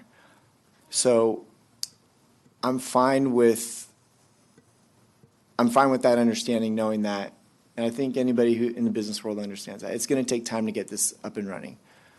But we're going to have good oversight. We're going to set benchmarks. And again, I want to make it really clear, and Cole's been very cool about this, and he gets business. He's a very good person. I trust him. Trust is something I think that we lost with the other person.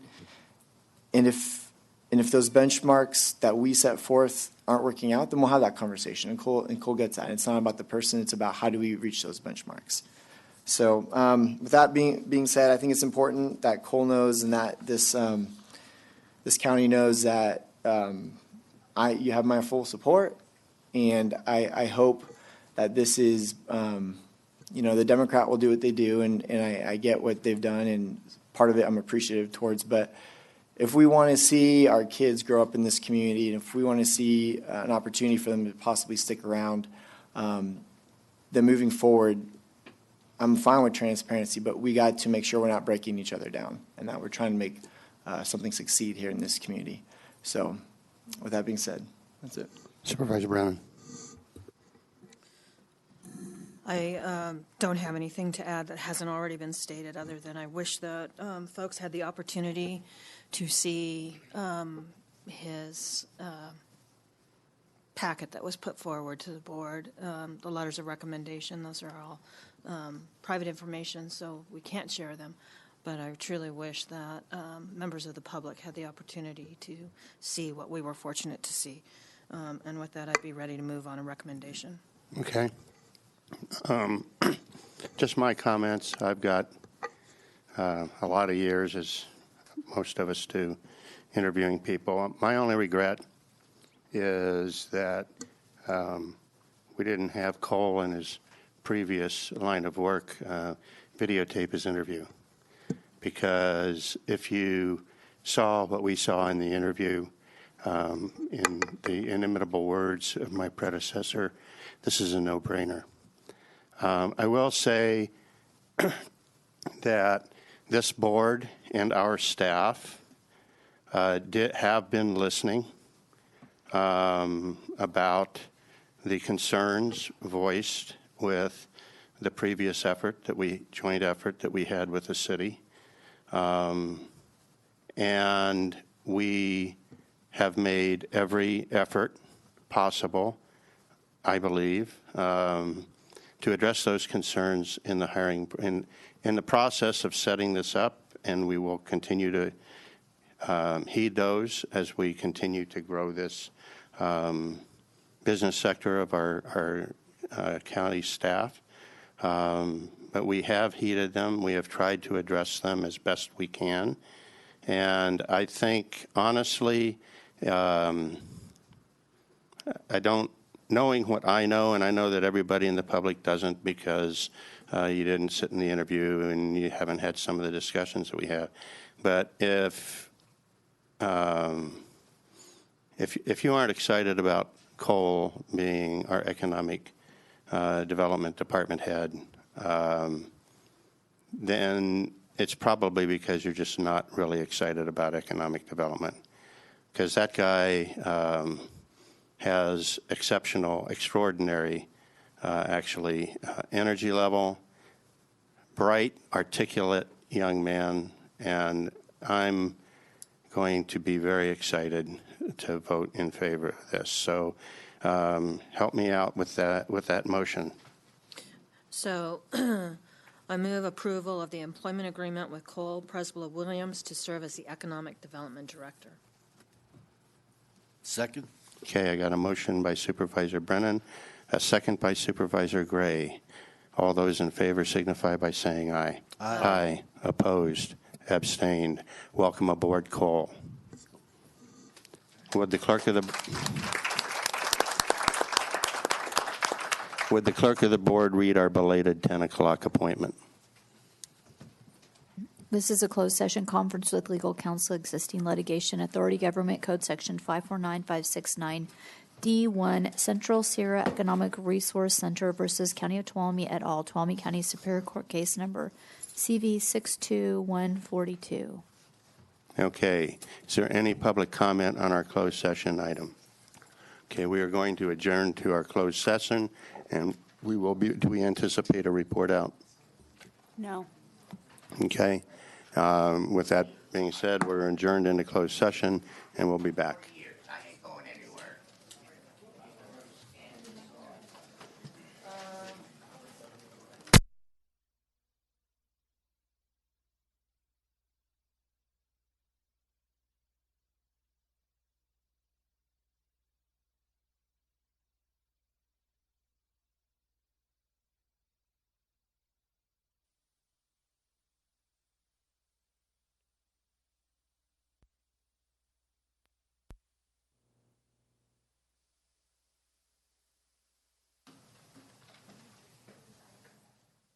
Okay.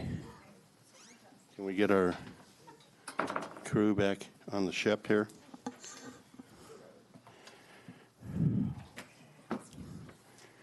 Okay.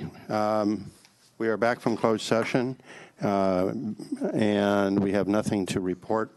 I'm going to try and get 2 items done before our break for lunch based on people that are here.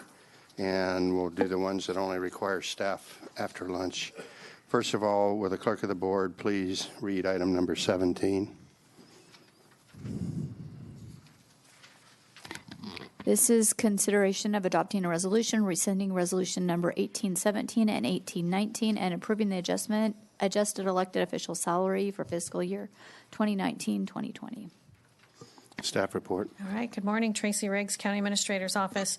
So the reason we're bringing this item before your board, and as your board is aware, that when we are adjusting our elected official salaries, that is only done by resolution, and that needs to come to your board for approval.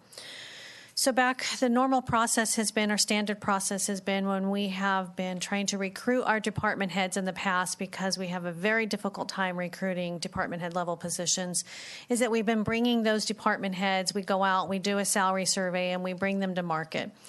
Well, we did that same process that we have engaged in the past. We did that when we were recruiting for the new public defender. When we did that, we realized through that compensation study that out of the 10 comparable counties, there are 5 who have a public defender who is an employee and not a contract. So those 5 counties were the ones that were used to benchmark that salary for current market rate for the public defender.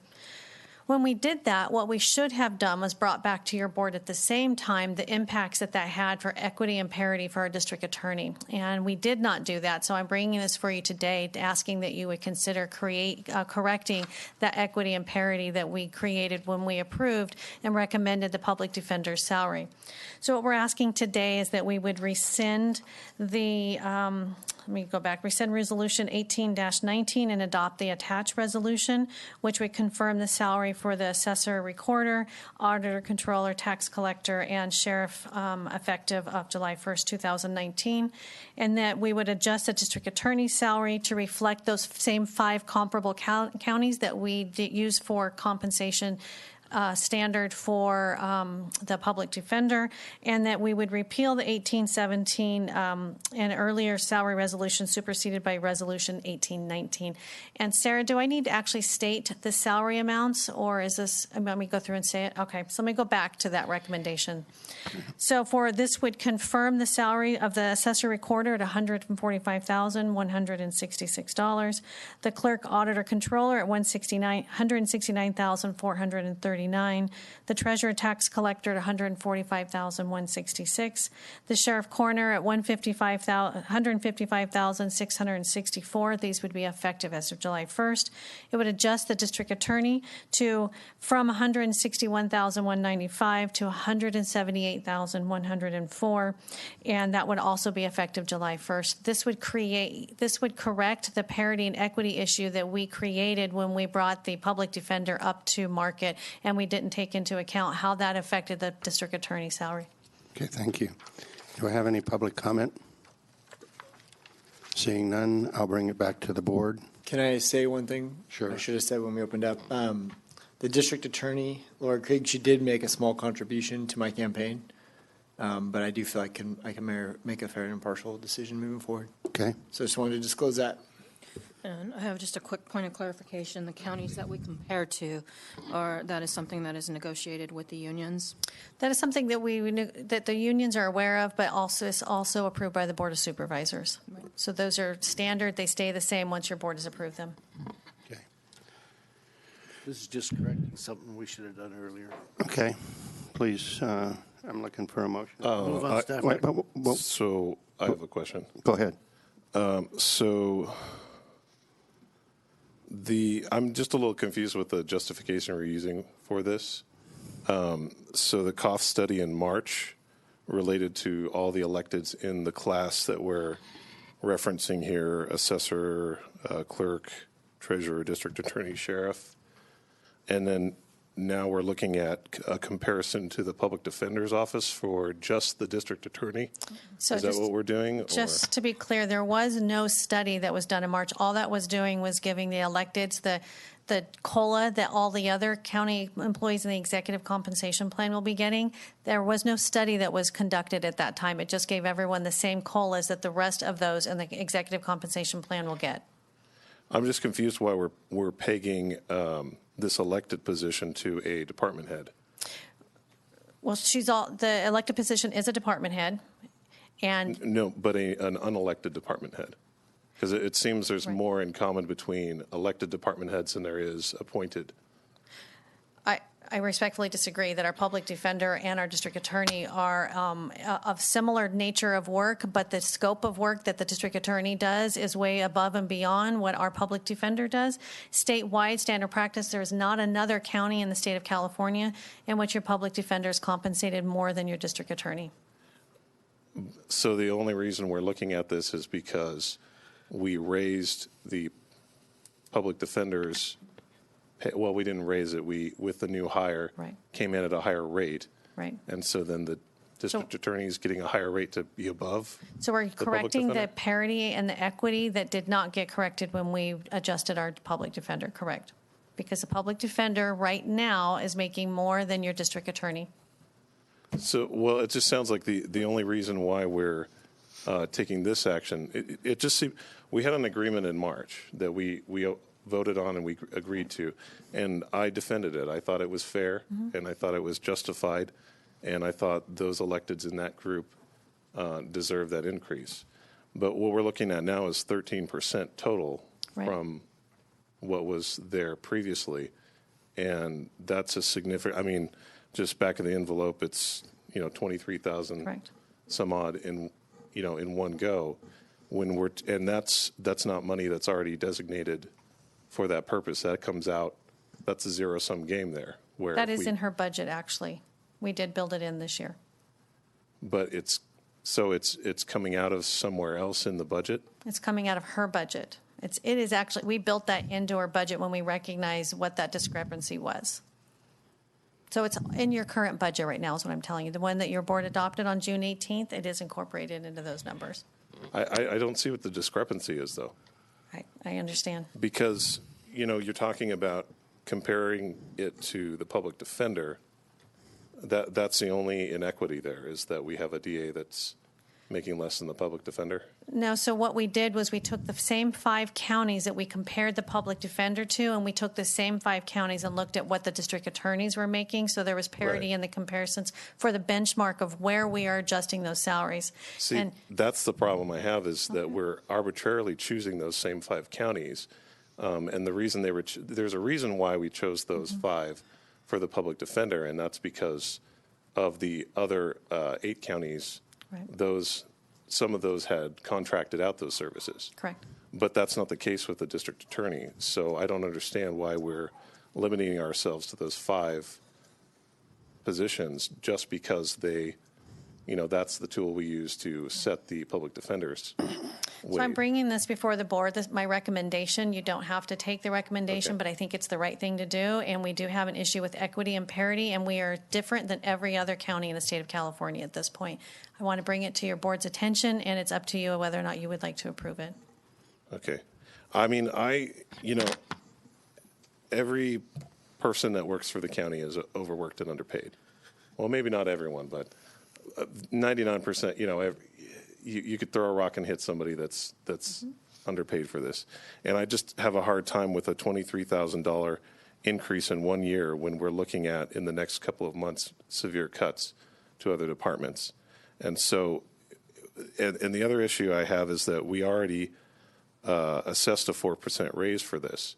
And so putting another 9% on top, it just doesn't seem like the right time for that.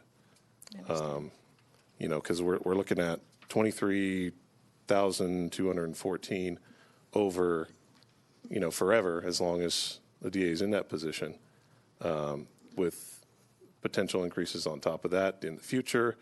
It's just not something that I think we can handle right now when we're looking at, severe cuts in the future. I just have a hard time with that increase after we've already agreed to the 4%. So I don't know. I'll open up to other comments if anybody else. Okay. And anybody else?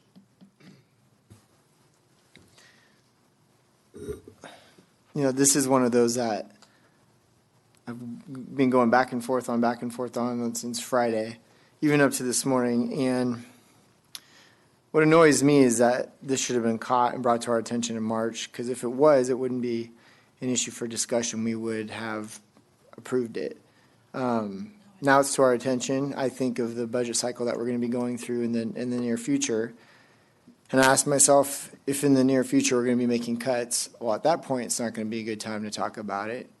A year from now, it might not be a good time to talk about it. So this is one of those where, to me, it sucks. I think either way we go on it, it's not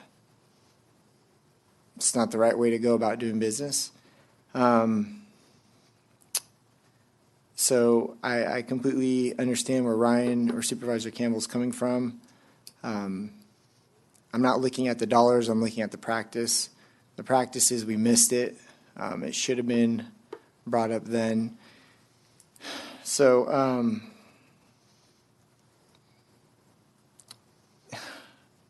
so you're probably looking for a motion, huh? Or does anybody else have public comment? I'm waiting for the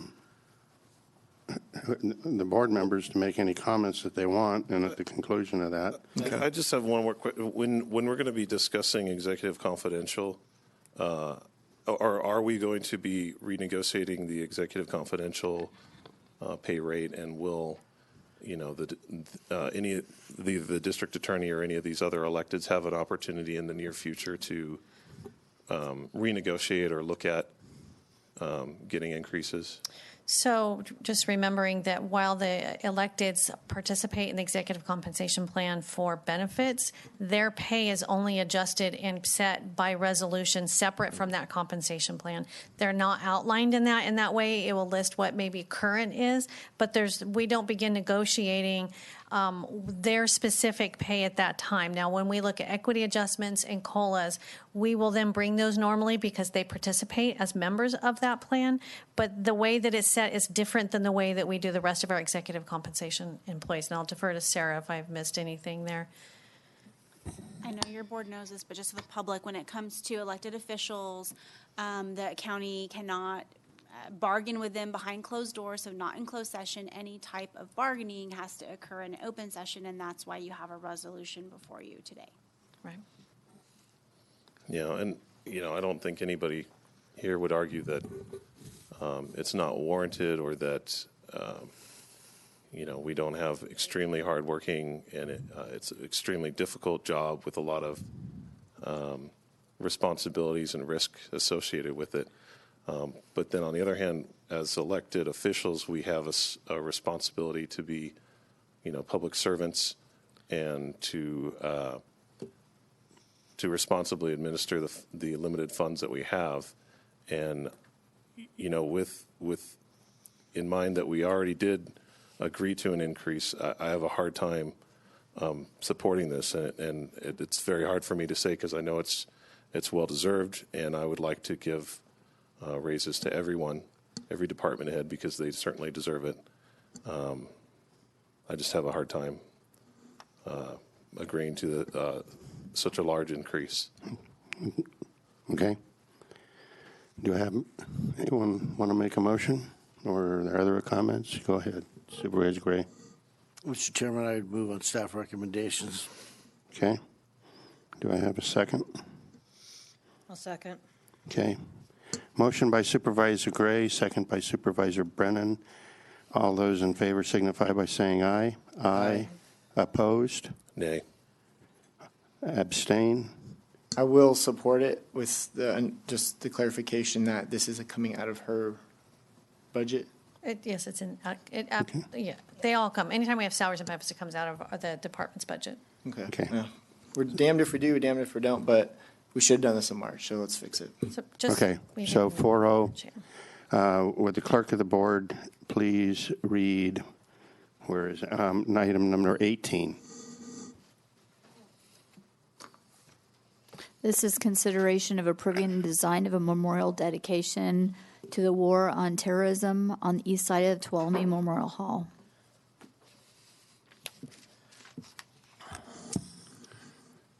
Daniel Richardson with General Services Agency. Also with me is Frank Smart. Earlier we had Aaron Rasmussen representing the veterans.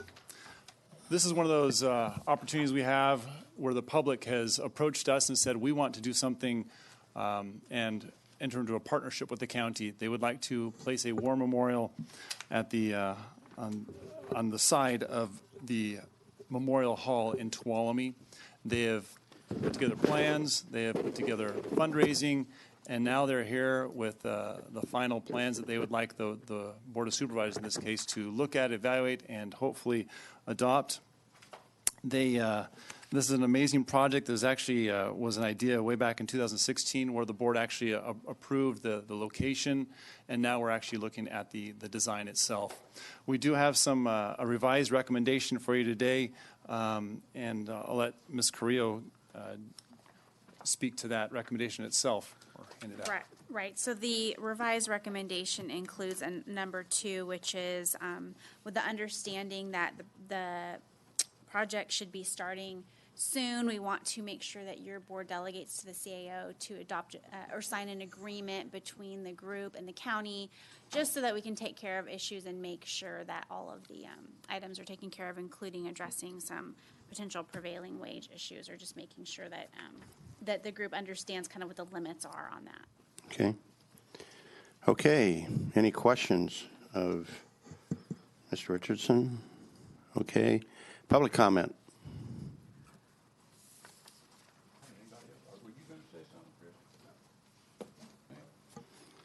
You got it, Frank. Okay, thank you. Good morning. It's always a pleasure to be here, see our county in action.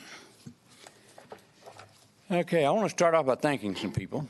Dan Richardson with the General Services Agency has been very helpful and informative and supportive of getting us through this process. And Quincy Yaley from the Community Resources Agency has also been very helpful, and we appreciate that.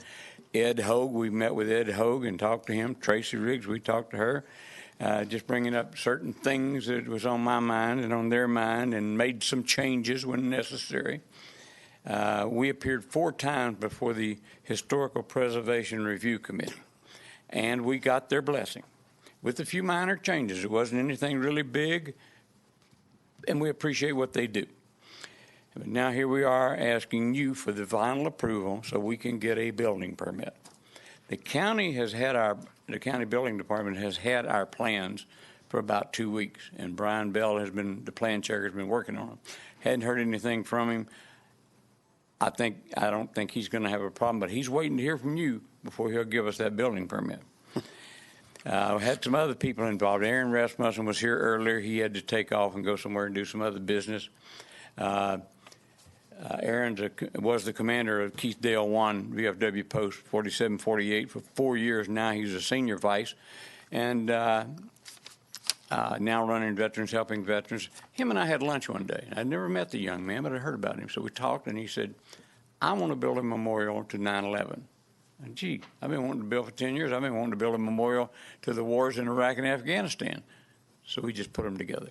Right there at the table at Perco's, we had a new project. And away we went. And, you know, we come along, we meet these different people, and my friend John Bright, who's on this committee, he plays poker with some guys, and one of the guys was an architect, a retired landscape architect. John says, hey, come on, join us. Well, that's Mike Wharton. He's done all this work pro bono and just done a wonderful job of it. Jerry Ficillo. I hold the record for volunteering Jerry Ficillo for more non-paying volunteer jobs than anybody in Tuolumne County. And this is the 4th memorial him and I have worked on together. So Jerry never says no. He's a veteran. He is great at what he does, and away we go. Margette Welton from Welton Design come on board. She's not a veteran, but her father was, and she does website design. Helped us a lot. Christina Wilkinson from Groveland, an Air Force veteran. Student at Columbia College is our graphic designer, and you see in your package you have there what will be on those 3 commemorative stones that the Boone family will be executing for us. Now, one of the most unique parts of this memorial is the time capsule. Never been involved in that before. I thought it was a great idea and a good time to do it, and a good place to put it.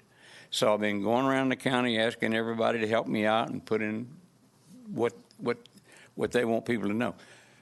The theme of the time capsule is The Fabric of Life, Tuolumne County, 2019. This memorial, this time capsule is scheduled to be opened on Saturday, the 4th of July, 2076. almost 57 years from now. So we want the people in 2076 in Tuolumne County to know what we were doing in 2019. And I think maybe some of this material that will be in this time capsule may be a source of research for some people. So this has been a fun thing. So if you know anybody or anything you think should be in there, have them give me a call and I'll get them locked in. During this process, this young lady you all know named Candace Olson come along. She says, Frank, I think I can raise $30,000 or $40,000. I said, well, you raise $30,000 or $40,000, we'll get that memorial built. She didn't raise $30,000 or $40,000. She raised $72,000. This young 18-year-old girl, dynamite, just dynamite. And she's going off to school in Nevada here pretty soon. And people are talking about her all over the county, and people are calling her asking her for help. And I don't blame them. That's a good source of help. And we helped Candace out with the VFW, the American Legion, and VBA 391. It all helped her out with some scholarship money. Very well deserved. And on top of that, I have asked her to write me a letter. Time capsule manufacturer says, put life forecast in your time capsule. So I've asked her to write a letter what she thinks life will be like in 2076. She'll be 75 years old. She may be there when that time capsule is opened up. None of the rest of us will. I don't think anyone in this room will be, but she will be 75 and most likely be there. So I'm going to pick that up from her mother here in the next day or two. I'm just interested to see what she had to say about that. And a young man from whose name escapes me right now at Somerville at Sonora High School is writing the same thing. One boy and a girl, they grew up in this digital age and they know about all this stuff. Now, Candace's father, Roger Olson, is our excavation contractor. In fact, we also asked former Supervisor Evan Royce for some help, and he said he would. When Candace was doing her project, her mentor was Brett Taylor from Taylor Masonry. And he signed on to build the block wall and to pour and finish the concrete for us. His nephew, Luke Taylor, from Taylor Construction, is going to frame it all up for us. So those two guys are going to do 90% of this project, and they're good at what they do. So then electrical contractor is a longtime friend and a fellow Vietnam veteran, Ron Sutton. This is the second memorial he will have wired to me. So, I want to stress that this memorial is not just paying honor to our veterans. 9/11 was not a veterans event, although there were veterans that died. Active duty men died. It's about law enforcement, firefighters, first responders. On that day in New York, that fateful day, uncommon valor was very commonplace. Read you a quote from a book I got from the Jamestown Area Highway Patrol for their inclusion in their time capsule. It was written by a guy named Michael Nilla. He quotes an article written in the Wall Street Journal by Peggy Noonan. Quote, "The men and women working in the towers were there that morning and died. The firemen and rescue workers weren't there. They went there. They didn't run from the fire. They ran into the fire. They didn't run down the staircase. They ran up the staircase. They didn't lose their lives. They gave them." Now, those people, are representative of the people today who do the same job, police, firemen, first responders. So this is a good way for people to honor those people they know in those professions. Now our people are running into burning buildings or running into burning forest. No difference. So this is a good way through the commemorative brick program to honor those people that you know are members of your family. We couldn't build this memorial without the community. Businesses large and small, civic, social organizations, and individuals have contributed to this memorial. The Sonora Area Foundation had housed Candace's money, and they recently awarded us a $12,000 grant to help us finish the memorial.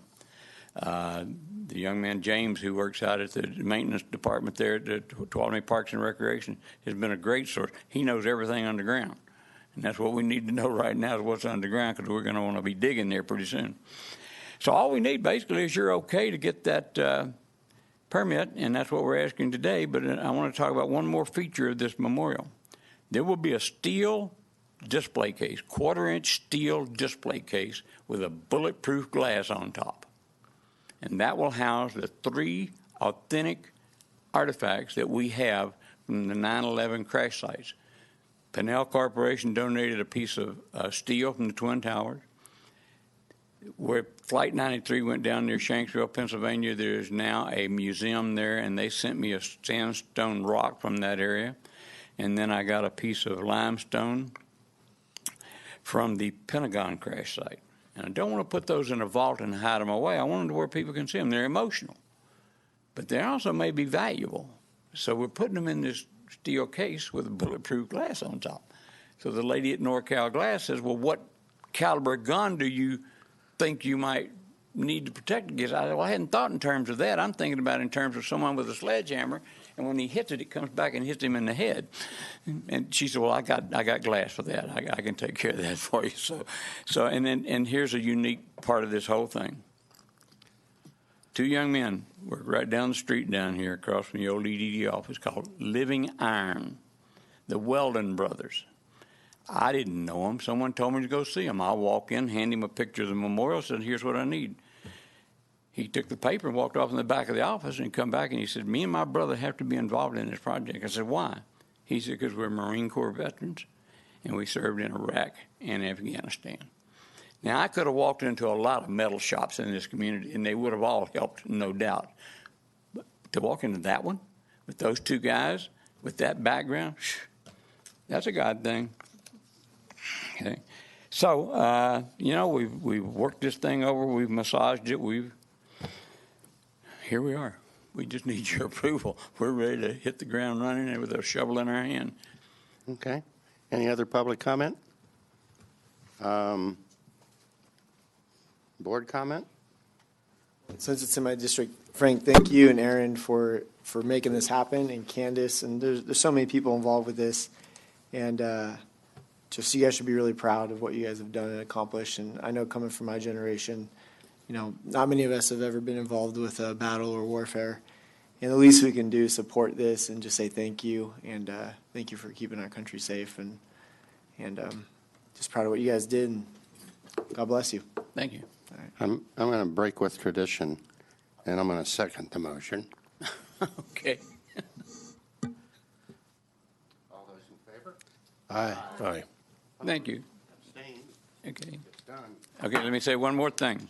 Oh, go ahead. 14th of July, it's a Sunday afternoon, 3 to 6 p.m., we're going to do an official groundbreaking, even though we may have already broken ground before. But it's a ceremonial thing, and we would like to invite you all out to grab a shovel and dig with it. Yeah, the courthouse set the precedent for that, so. Yeah, right. Good point. Good point, Carl. July 14th, when? July the 14th at the Veterans Hall in Tuolumne at 3 o'clock. Okay, thank you. We're also going to lay out we have gotten 140 bricks that we've sold. We've got them. And we're going to lay them out on the ground, just like the sidewalk will be when we finally build it. So people can come out and see their brick, maybe buy some more, bring some family or friends out, and point out the fact that this is not just about veterans. This is about law enforcement, firefighters. And we know how firefighters are considered in this county, so. Well, it's also a lot about our community, too, so, and you presented that very well, and thank you very much for that. Thank you. Appreciate your help, all of you. Okay. So, having done that, we're going to break for lunch. We'll be back at 1:30 for our appointments.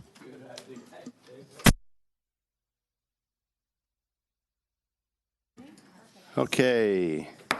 We're going to reconvene the Board of Supervisors meeting. Will the clerk of the board please read our first one and only 1:30 appointment? Item 2 has been pulled. Public hearing to consider Rame Ingalls. It's an adoption of a resolution of necessity for the acquisition by eminent domain of a fee interest and a temporary construction easement. Staff report. Afternoon, Blossom Scott Heim, Associate Engineer with the Community Resources Agency. I'm the project manager for the Limekiln Road Bridge Replacement Project. With me today, of course, Carlin Drivdahl, Deputy County Counsel, our right-of-way consultant, Jeff Aldall from Bender Rosenthal, and our design consultant, Jake Weir from Mark Thomas and Company. Our vision, mission, and values of Tuolumne County. The Limekiln Road crossing Curtis Creek Bridge, built in 1922, is located approximately 3 miles south of Highway 108 in the city of Sonora. Limekiln Road is a rural minor collector with an average daily traffic of 957. The existing bridge is a 2-span reinforced concrete girder bridge with a sufficiency rating of 65.8 out of 100 and has been classified as structurally deficient. In 2010, the county submitted an application to FHWA under the Highway Bridge Program and received approval to replace the bridge. The single-lane bridge is located along a sag vertical curve, and the road approaching from the south makes a 90-degree turn before crossing the existing bridge. The curve has been the site of numerous accidents over the years, and the bridge railing has been damaged multiple times. The original pipe railing does not meet current safety standards. In 2012, the county was authorized to proceed with the preliminary engineering phase of the project. Mark Thomas and Company of Sacramento, California was hired to provide design services for the project. A new roadway alignment was chosen to eliminate the tight 90-degree turn at the southern approach to the bridge while still minimizing impacts to adjacent properties. The proposed replacement bridge will be a 3-span, cast-in-place concrete slab structure on a new alignment approximately 150 feet downstream from the existing bridge. The new structure will maintain a rural look with a low profile and aesthetic railing that is similar to other area bridges. The new roadway alignment minimizes right-of-way and environmental impacts while still correcting the roadway geometry and providing a safer travel way for the public. The roadway will be reconstructed for approximately 350 feet on the northern side and 250 feet on the southern side of the bridge. The intersections with Kennedy Road and Es La Vida Road will also be reconstructed. The existing bridge is approximately 65 feet long and 18 feet wide. The replacement bridge will be approximately 132 feet long and 36 feet wide. The additional width will accommodate 2 12-foot travel lanes and 6-foot shoulders to allow for off-tracking of large vehicles. In May 2017, Caltrans approved a categorical exclusion for the project under NEPA, and in December 2017, your board adopted a mitigated negative declaration for the project pursuant to CEQA. In November 2017, Caltrans authorized the funding for the right-of-way phase of the project, and in January 2018, Bender Rosenthal was authorized to proceed with the appraisal and acquisition of 4 parcels needed to construct the replacement bridge over Curtis Creek. Appraisals were completed and negotiations were initiated with the property owners. Agreements have been reached with 3 of the property owners. There's 1 remaining property that has not been acquired. Parcel 096-02021 is owned by Mr. Ram and Ms. Engel.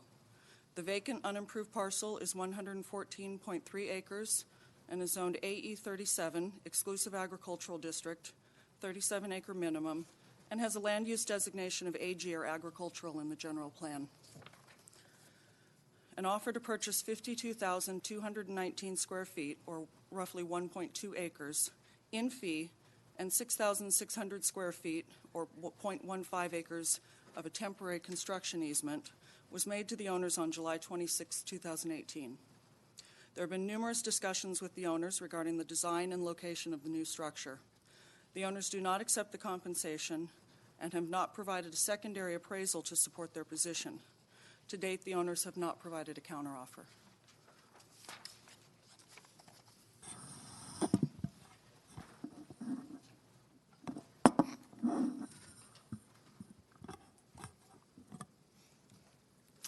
So today we are here to discuss eminent domain.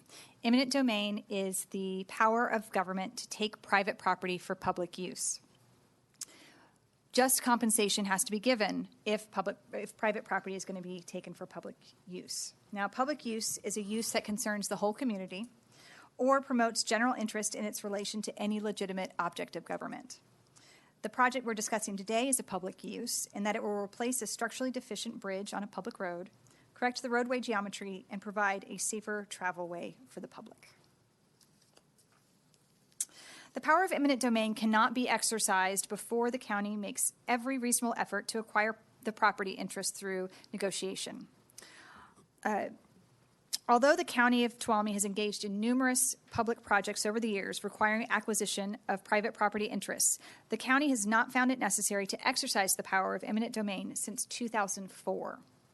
I see that as a testament to county staff's ability to work with private property owners to seek mutually satisfactory settlements, and with our county's residents and property owners' willingness to work with the county to allow needed public projects to move forward. 4 findings are required for the county to exercise the power of eminent domain. The public interest and necessity require the project. For this one, the lime kiln bridge is structurally deficient and requires replacement. The new bridge will eliminate the substandard geometry and at the existing bridge approaches.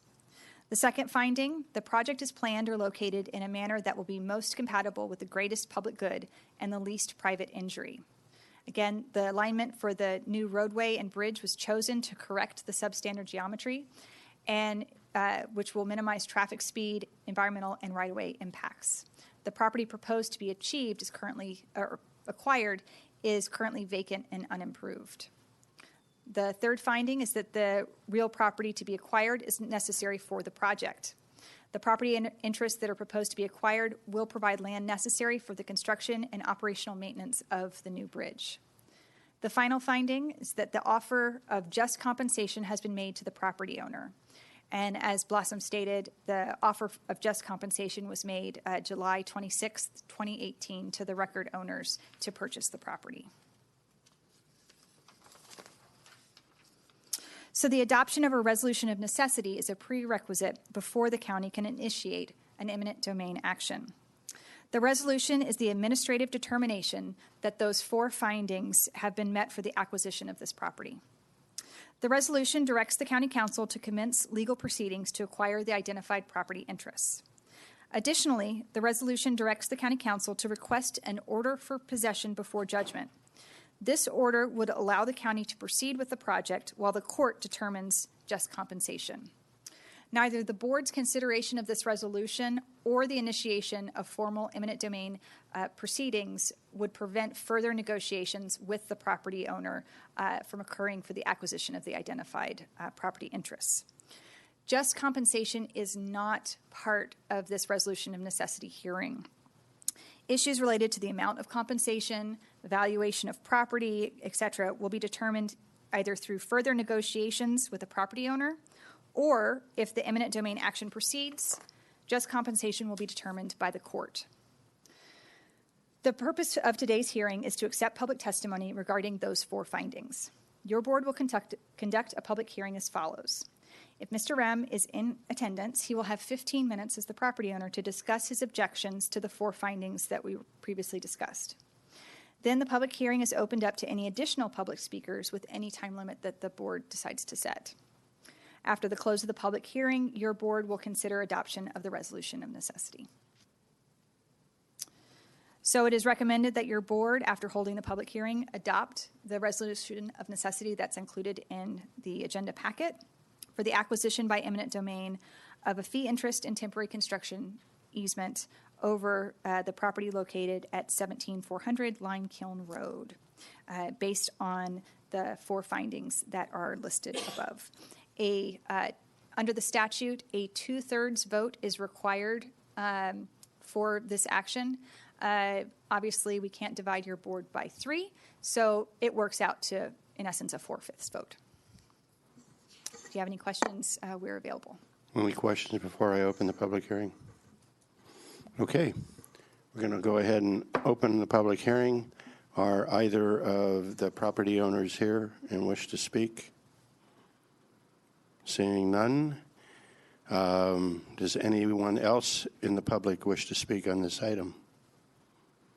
Seeing none, I'll close the public hearing and bring it back to the board. And Supervisor Gray, even though I drive this road more than you do, it is in your district, so you've got it. Well, maybe you drive it as far as the golf course, but I drive it all the way through. Oh, no, I go over that bridge a lot. Just a comment, the piece of property we're looking at is primarily the creek bottom. It's where the rocks and creek run through. Correct. Okay. So I know that you've all done your due diligence, and I feel comfortable with that. So I'm prepared to make a motion here that that a portion of assessor parcel number 096-020-21 for the construction of a new bridge roadway and Limekill Road crossing Curtis Creek in the county of Tuolumne, California, based on findings A through D. Is that enough?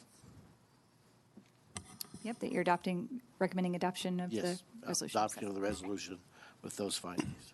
Okay, do I have a second? Second. Okay, I've got a motion by Supervisor Gray, second by Supervisor Brennan. Before I call for the vote, any other board member have any comments, questions, or anything? Seeing none, all those in favor signify by saying aye. Aye. Aye. Opposed? Abstain?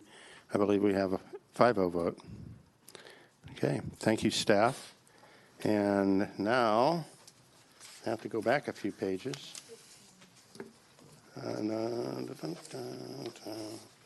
Would the clerk of the board please read item number 15? This is consideration of approving the change order number 4 for the jail project contract extension with Harris Construction, Inc. And who's our staff person? It should be Mo, and I'm not sure why she's not in here, so maybe we move to the next item that Okay. we can. That's not hers. Maybe David. The next item is also hers, I Yeah, believe. so good. Maybe David. Okay, then I'll go in our office. we'll hold 15 and 16. How about 19? So this is consideration of approving a cooperative agreement with Sierra Northern Railway for railroad crossing rehabilitation and improvement along Campo Seco Road and increase the appropriations to Public Works project special district expenses line item in the amount of $197,200 and increase revenue in the Public Works project fund by $121,000. It's about time. Good afternoon, Staff Chairman. report. Good afternoon, Chairman, members of the board. Tanya Sanguinetti, previously Allen, your engineering manager for the Community Resources Agency. As you can read in your memo, the TCTC, or the Tuolumne County Transportation Council, approved a resolution for $121,000 to repair and replace the railroad crossings on Campo Seco Road at Ellenwood Acres and at Limekiln. These are two areas of everyone's concern. I've been driving on that road for a long time. I know exactly the bumps. I used to make a joke with my Jetta when the Jetta commercials came out to whether or not I would run over the railroad and spill my coffee.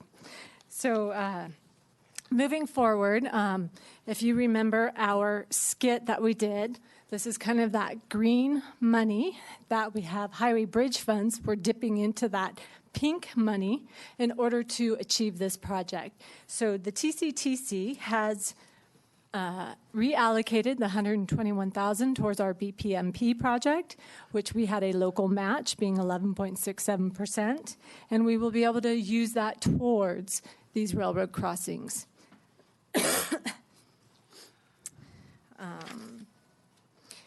In addition, we are requesting for the $197,200. This is to do the tub style improvements at those crossings. The additional $76,000, we will utilize our paving projects line items to move and fund the additional amount. Understanding that the tub style systems that's presented as 3 different options in the letter by Sierra Railroad, that their lifespan is 40 years plus with no maintenance. And the panel system, as talking to Sierra Railroad, requires maintenance. If you have any type of settlement, any shifts in the pavement, those panels will pop and it requires them to come back and maintain. So this cost-benefit ratio for the additional $76,000 is worth the longevity of that system. The plan is excuse me, to complete this year. The Sierra Railroad would like to close the road, so we would do a detour. So they'll close at Ellenwood Acres, have people reroute along Campo Seco through Jamestown. And then also, when they complete that, they will move over to the lime kiln section and close that portion of the road.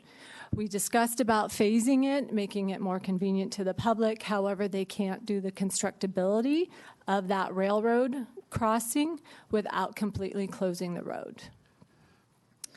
In that agreement, you will see that it is required that they complete by December this year. After talking to Sierra Railroad, they have, as soon as we approve this agreement today, we'll issue the notice to proceed. The railroad identified that they have 3 weeks lead time for that tub system, and that it will actually impact the public at each crossing 7 working days. So meaning that they will close that and have that detour in for a week when they do that construction. In this agreement, it does identify a 1-year warranty and a lump sum not to exceed the $197,000.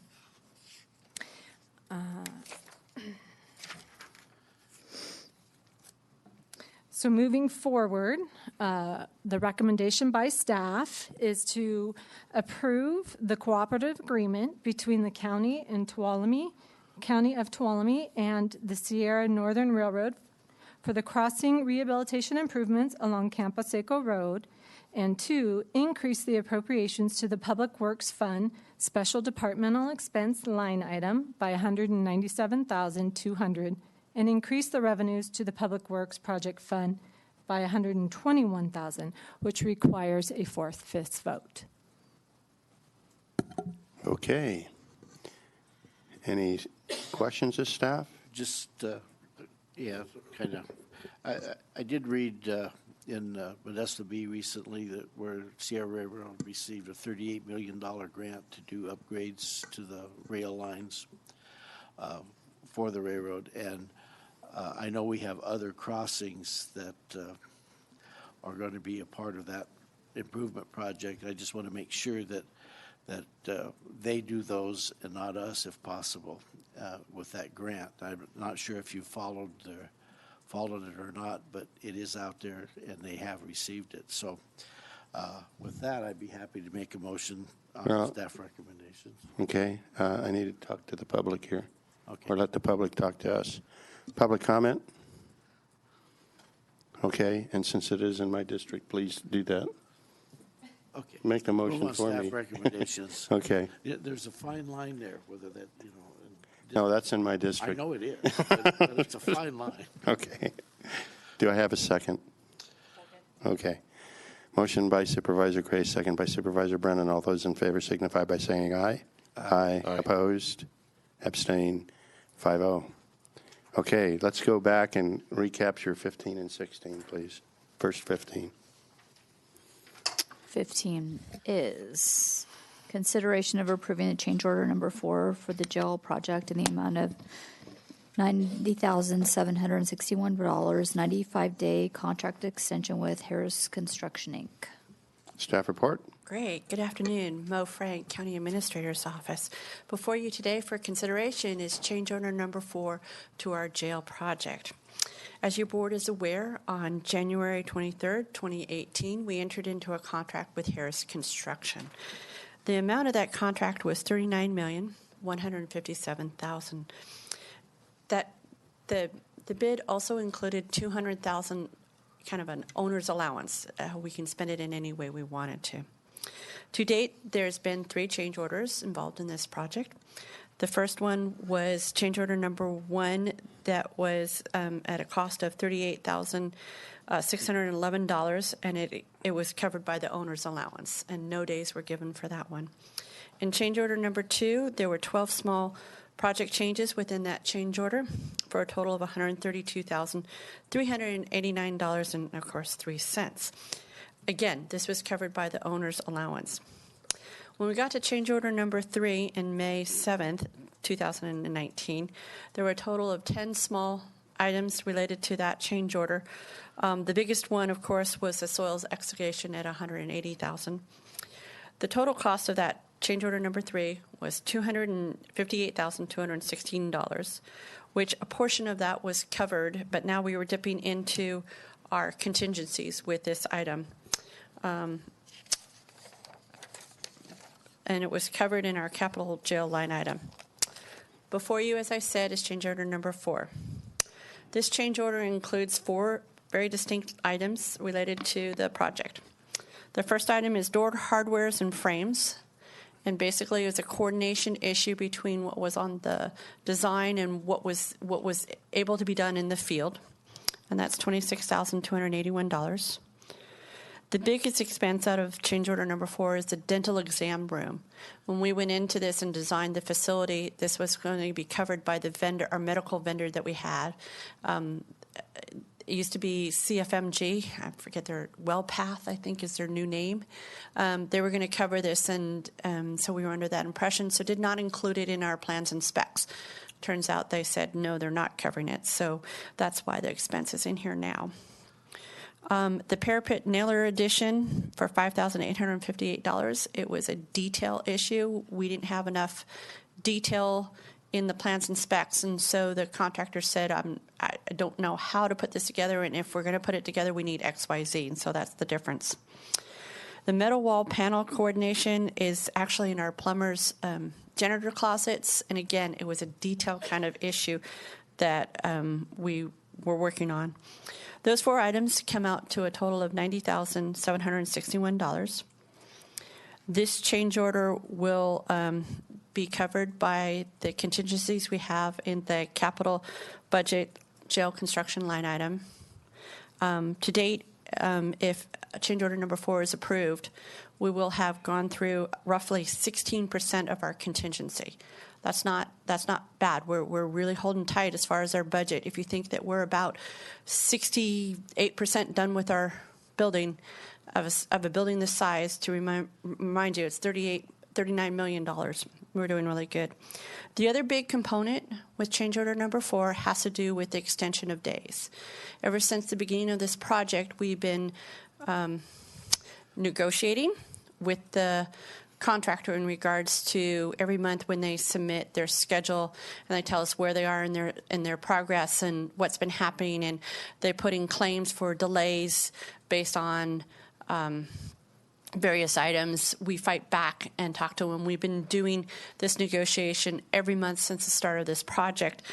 This in change order number 4 is a global settlement. The county thinks is fair and equitable. Harris has agreed to it. So instead of a completion date of October 15th, now we're looking at a substantial completion date of December 9th, 2019, with final completion then being January 17th of 2020. These are days that are being granted and they're non-compensable. So there's no money being exchanged for them. We are just allowing the contractor to go to that date.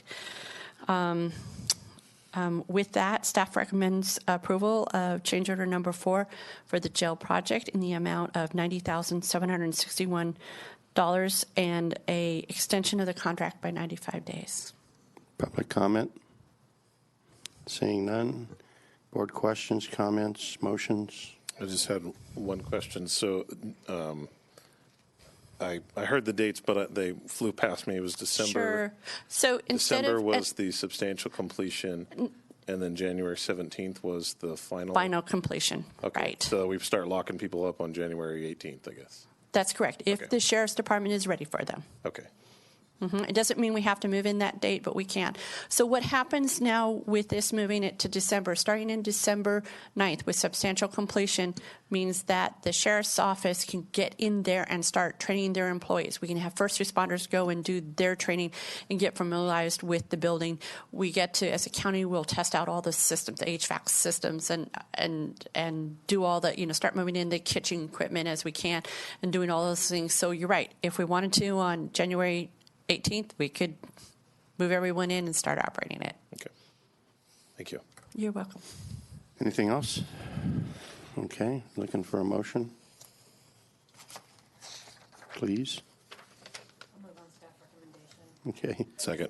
Okay, Supervisor Brennan moved and Supervisor Campbell seconded. All in favor signify by saying aye. Aye. Opposed? Abstained? 5-0. Number 16, please. Consideration of approving an agreement with Lionakis for the development of the programming documents for the criminal justice partners at the Law and Justice Center campus. You're still here, Mo. I'm still here. Thank you for Okay. having me here. Appreciate it. Sorry I missed the first call for these items. all right. So, as your board is aware, in March of this year, I came before you to make a presentation on the status of the Law and Justice Center and talk about what the next steps are. It was, at that time, the board had a lot of questions in which I couldn't answer. And it was information that, in order to answer those questions, it was information that I would need to have out of what's called a programming document. So that time, staff was directed to move forward with the development of programming document for the criminal justice partners. A request for qualifications was issued to architectural firms. It went out to over 40 architectural firms, building exchanges, advertised in the local paper. And what we were looking for as far as the scope of work is we wanted to assess the existing and future services and staffing needs of the criminal justice departments. So those departments include the sheriff's office, probation, public defender, the DA, and then some other ancillary services. So if we were looking at, for example, the grand jury is a natural one to go over there instead of being housed in our hospital building, we would look at the possibility of maybe some attorney offices or food courts or things that would help us maybe pay off some of the debt. So that's what we were looking for. We wanted to identify adjacency needs within those departments and programs and look at how best we can utilize that site. Instead right now of each department where they are having conference rooms, maybe there's some ability to share conference rooms or to share common areas. So those are things that we wanted an architectural firm to look at. We then wanted to translate those needs into square footage requirements for looking at the primary buildings and any ancillary facilities that we wanted to build on the site. We were then looking for the architectural firm to then make recommendations on the best utilization of the 3 remaining parcels. As you know, what we refer to when we look at the Law and Justice Center campus map, it's the Justice Partners site, where we currently are proposing for the sheriff's site, and what we refer to as the CHP site. So we have those 3 sites, and so what's the best utilization of those sites?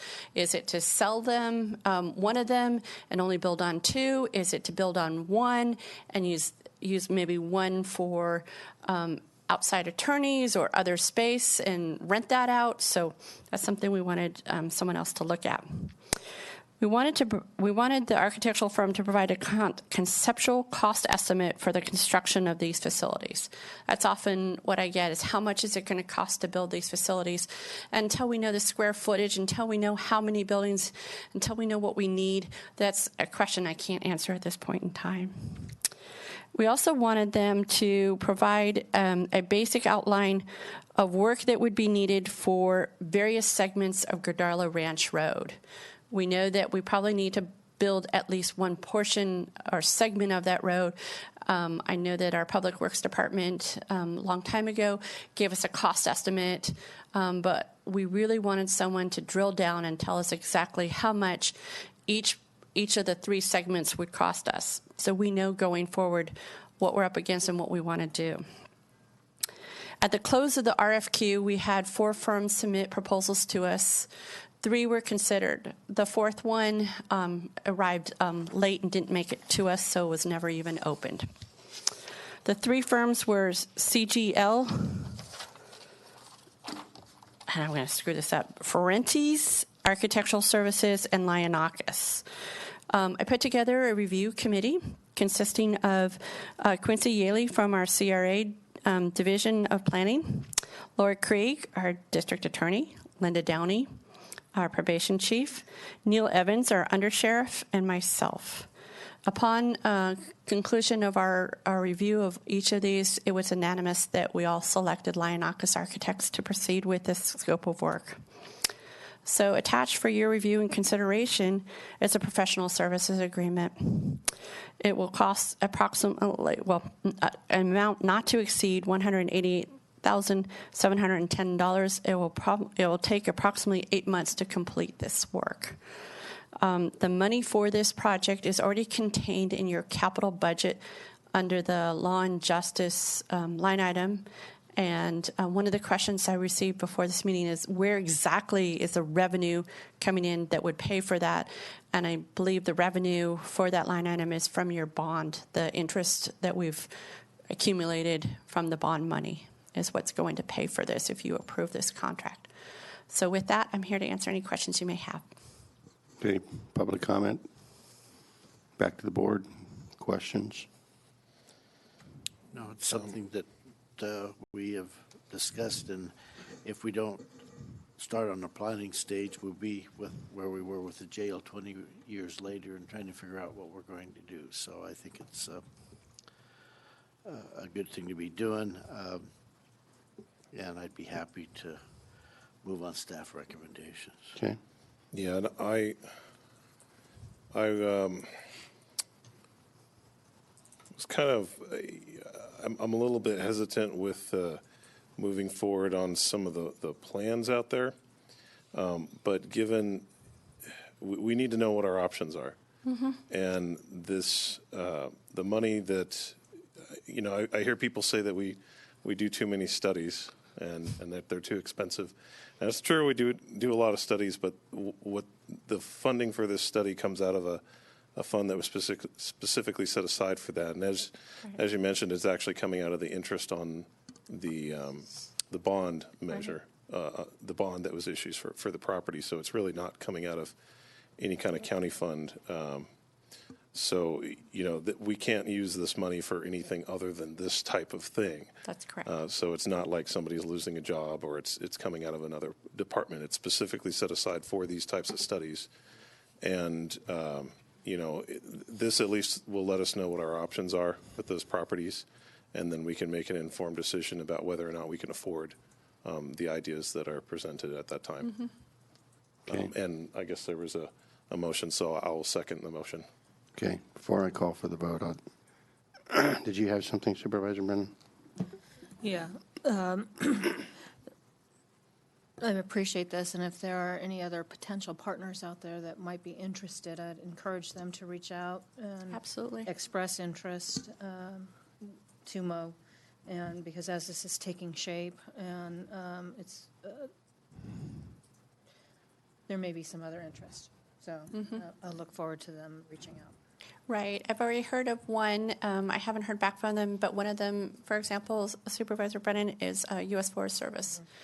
Any way that staff, you know me and you know my projects, any way staff can be as creative as possible and be able to pay for these buildings, I'm going to look for it. And so that's one thing that we'll keep doing. So. And we have talked in the past on public-private partnerships, leaseback options, and all that stuff. I'm looking forward with interest to seeing what comes back from the study. Okay. Anybody else? I'll just say I agree. I have some.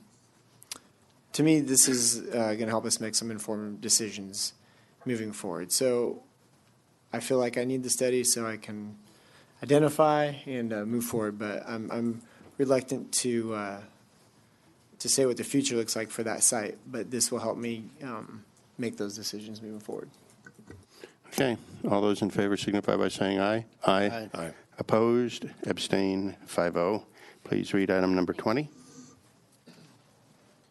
Consideration of approving the California Fire Foundation Pacific Gas and Electric Company 2019 Wildfire Outreach Grant.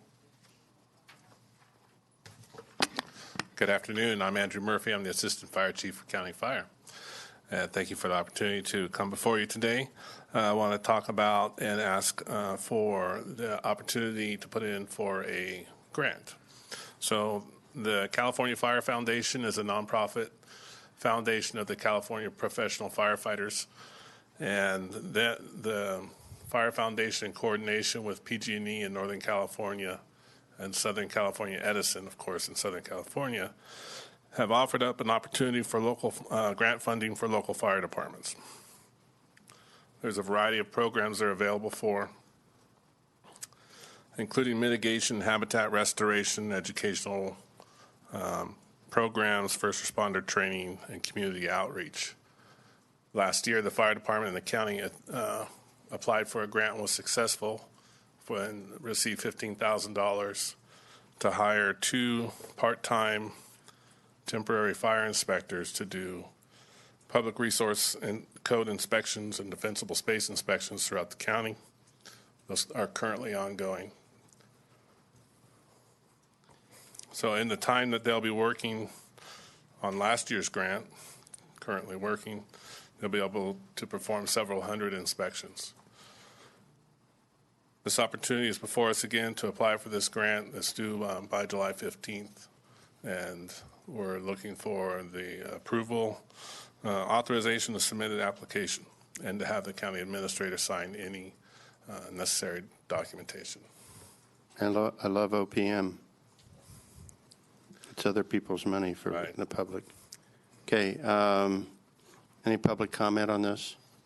Seeing none, bring it back to the board. This is one of those no-brainers, and so thank you for looking for this again, the opportunity, and we'll move on staff recommendation. Second. Okay. All in favor signify by saying aye. Aye. Opposed? Abstained? 5-0. Thank you. Will the clerk of the board please read item number 21? Consideration, well, this is the chair appointments to the committee commission assignments. It's an amendment. Okay, we've got one change and one addition that I'm going to recommend, and I'm going to apologize to Supervisor Kirk in advance because I didn't coordinate this with him, but we can change it if not. It's not up your alley. But we need to appoint somebody to the solid waste hearing panel. It's a county rep position, and you and Chairman Gray are on the Board of Supervisors Solid Waste Committee. So with your permission, I'd like to appoint you onto that panel. Thanks for the heads up. Yep. I knew you would. And then the other one is to change the RCRC ESJAP rep from Kim McFarland to Gretchen Olson, and that's at the request of Kim McFarland. So I'm assuming that that's good. So just announcing those, let you know. And since I did blindside you, Supervisor Kirk, I didn't mean to do that. But if there are problems, let me know and I'll appoint someone else. Okay. Next one. Reports. Thank you. Pardon me? Want to start with me? You want to start with you? Sure, why not? It's going to be the shortest one. Yes, no report. I had a great vacation. You didn't bring pictures? I've got tons of them. Okay. County clerk. Okay, board clerk. I'm sorry, not county clerk. Board clerk. County council. It's been a long day. My brain's Carl, dying. We have a meeting at 4 p.m. I just want to remind you. So. Yes, ma'am. I know. Okay, so last week, Carlin, Chris, and I attended a joint training session by the California League of Cities and the County Council Association on disaster preparedness training for legal officers. So it was a really good training with massive amount of resources for us, so that was very exciting. I also attended the Northern California County Council's meeting last week or the week before that, and an RCRC meeting. And then I've been doing a lot of work along with Carlin on EDA-related items. Thank you. Go figure. Thank you. CAO, do you have pictures? I do have pictures, but I don't think everyone wants to see them right now. And no report. Okay. Supervisor Kirk? Meetings, more meetings. And I did attend the Twin Heart Fire Siren Drill. That was pretty awesome. George Durkee mapped the whole thing. We got about a 2-mile radius in Twin Heart, so it was fun to be a part of that. Park and Rec meeting, courthouse dedication, Twin Heart Homeowners Association. I went to the PG&E power outage discussion, and also I kind of would like to, I don't know when we're going to see the fire agenda put back on the next Board of Supervisors meeting. I thought it was going to be the last meeting of every month, but maybe we could have a discussion as far as if it's going to be consistent, because I think I was looking to discuss a few things, and you know, it's, I guess what's my question is it going to be consistently every other month, every month? That should be That was my consistent, last the question. second board meeting of the month. I, as many of you will recall, I was not in attendance at our May meeting, and so we did postpone until we will have a report out in 2 weeks. Okay. Thank you. Supervisor Campbell? Thank you, Mr. Chair. So I took a tour with our new ACA director, Joe Bors, of our transitional housing facilities in Tuolumne County. And let me tell you, we have some really special people that work for ACA and that work for our community to take care of the needs of people that are in challenging life situations. We have about 4 different spaces in Tuolumne County for transitional housing, and they're frequently full, and it's not hard to find people that are in need of them, and it's very challenging to manage them and fund them, and so it was good to kind of see where they are physically and meet the people that maintain them and the people that use those facilities. It's a really important service. I attended the courthouse groundbreaking. That was nice to see. I had a meeting with our Assembly member, Frank Bigelow, in Sacramento. We discussed various long range of community issues, from insurance to fire safety. I think the county has a good relationship with our representatives in Sacramento, and we're keeping that going. And then lastly, I attended the PG&E Public Safety Power Shutoff meeting that was held, and there wasn't a whole lot of information about how much notice we'll get and what the duration of the shutoffs will be. And I think, we're just kind of in a wait and see mode to see when they have to first start rolling out these shutoffs in Tuolumne County, how long is it going to take, and when are we going to get the power restored? A lot of it depends on whether or not there was an actual event that required power shutting off. For example, if a tree were to fall through power lines, it could take a week or more to get power turned on. But if it's just for safety reasons, as a precautionary measure, what I gleaned is that it could be anywhere from 48 hours to 3 days to get power turned back on again. So we're still in a wait and see. Didn't get any real hard answers from that meeting, but it was good that PG&E is getting out there and communicating with people in the community. And that is it for me. Madam Vice Chair. So I'm happy that Supervisor Gray is giving me his time for my reports, because it's been a very busy 2 weeks. I'd start with announcing that we did post that we were going to be doing the Citizens Advisory Fire Task Force, and we had, I believe, only one respondent, and so we have reposted that, and it's gone out, and I believe you are getting more applications. But again, I would encourage You have a the public. significant number now. Encourage the public, if they're interested in being a part of that Citizens Advisory, that they get an application in, and I know that'll be part of the conversation, I believe, at the next meeting. So RCRC, there was some conversation at the end of our last meeting and some interest, and I believe it was Supervisor Plan who used to put he'd put a copy of the minutes from RCRC in the board packet. And that way, if individual supervisors had questions, they could follow up. And so I'm going to do that again. And then I will bring a packet back from the RCRC meeting. So if you have interest in a specific item, I'll leave that with Alicia. And so that way, anyone who has questions, again, please, get a hold of me, or you can reach out to staff at RCRC. But hopefully that will inform some of our other board members about what's going on at RCRC.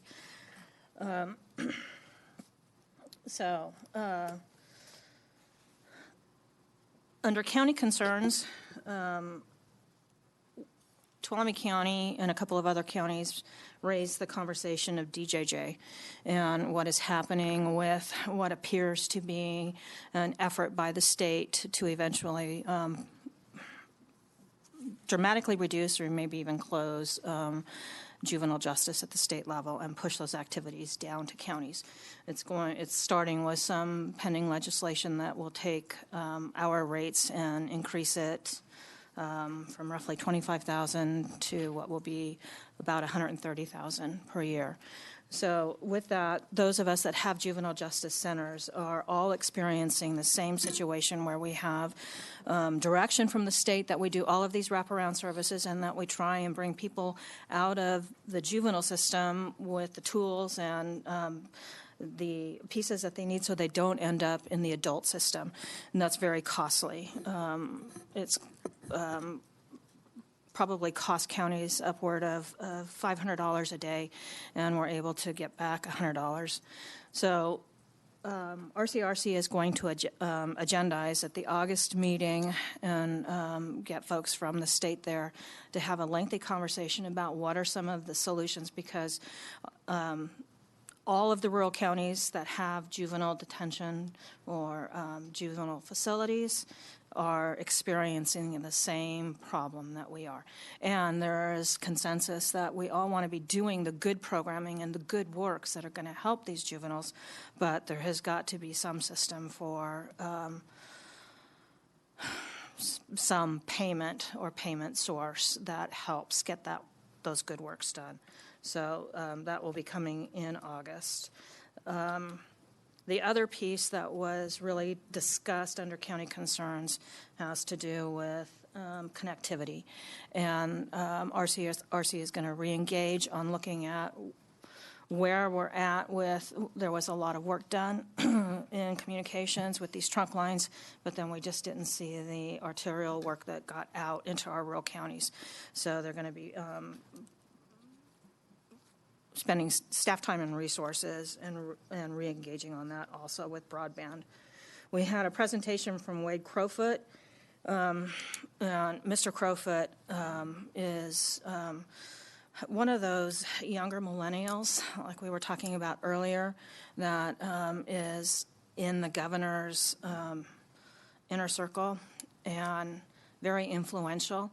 They speak a different language, and so it's really important for us, if we're going to be effective, that we learn to speak that language. And specifically, he was talking about land use issues, and I believe that he actually was very receptive to the conversation from all of the rural supervisors, because when we talk about the WUI, most of our counties, the entire county is actually comprised of the WUI. And so he left that meeting thinking about land use discussions differently, and we're going to stay engaged with him on that, because there are pieces that the governor is going to be really looking for when it gets to how we do home hardening and still do have land use, and what the mix is of that works in rural counties. I applaud his decision to appoint Jennifer Montgomery to the Tree Mortality Task Force, which is now evolved to the Forestry Task Force. I think she's going to bring new life, new energy, and the governor is certainly committed and has done that through his budget on providing resources to help us with the forestry issues. There was a full day. One of the pieces that they did move on was that they initiated, and I passed across the dais, a resolution to establish a Board of Directors ad hoc advisory committee on homeowners insurance. I provided everyone with a copy of that, and they did ask me to chair that committee. Tuolumne County has been actively involved in the insurance issues really since the Rim Fire, and it's very difficult to move these conversations when it's one county. There is a critical mass now across the state of California and implications where everyone is experiencing the same issues that we are here. And so with that, my intention is that through the presentations that we will be having intensively over in the next year, that we'll get a better understanding of what is truly going on.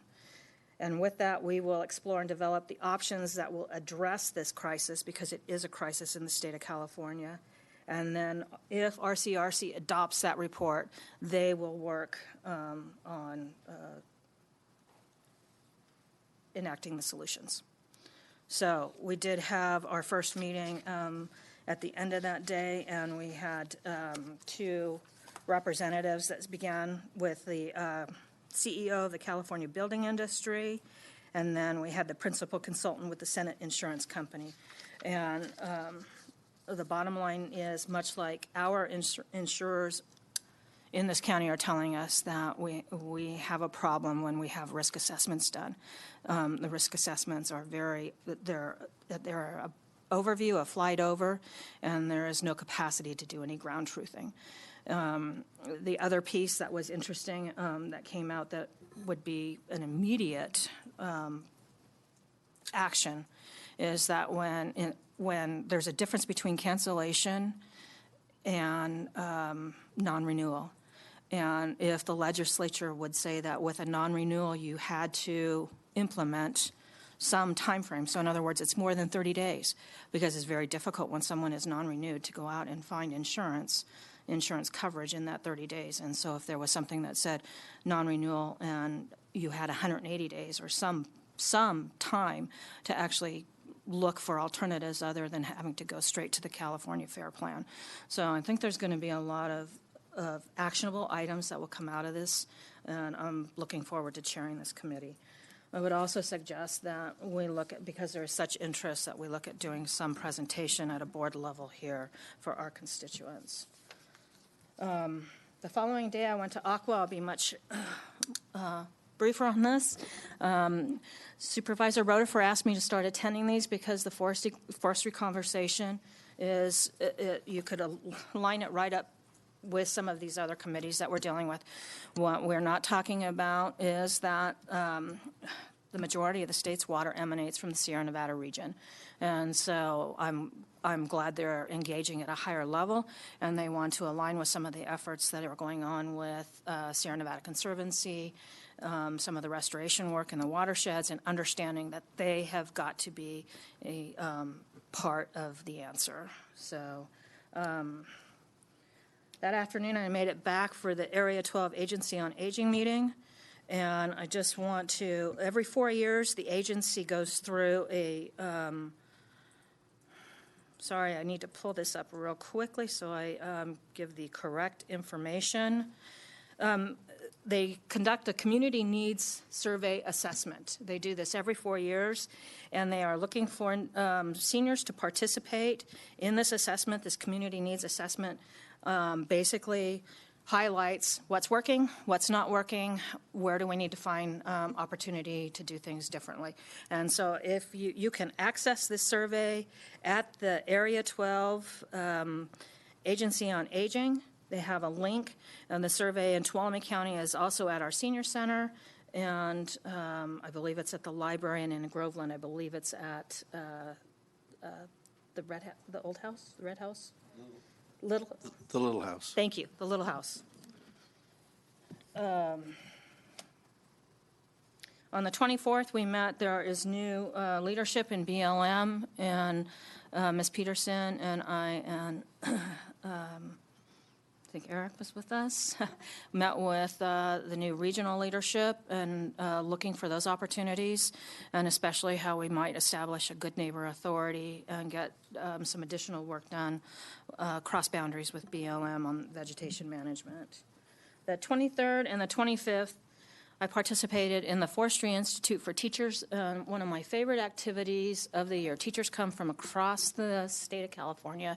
This year they had 40 teachers, I think, which was a record for them.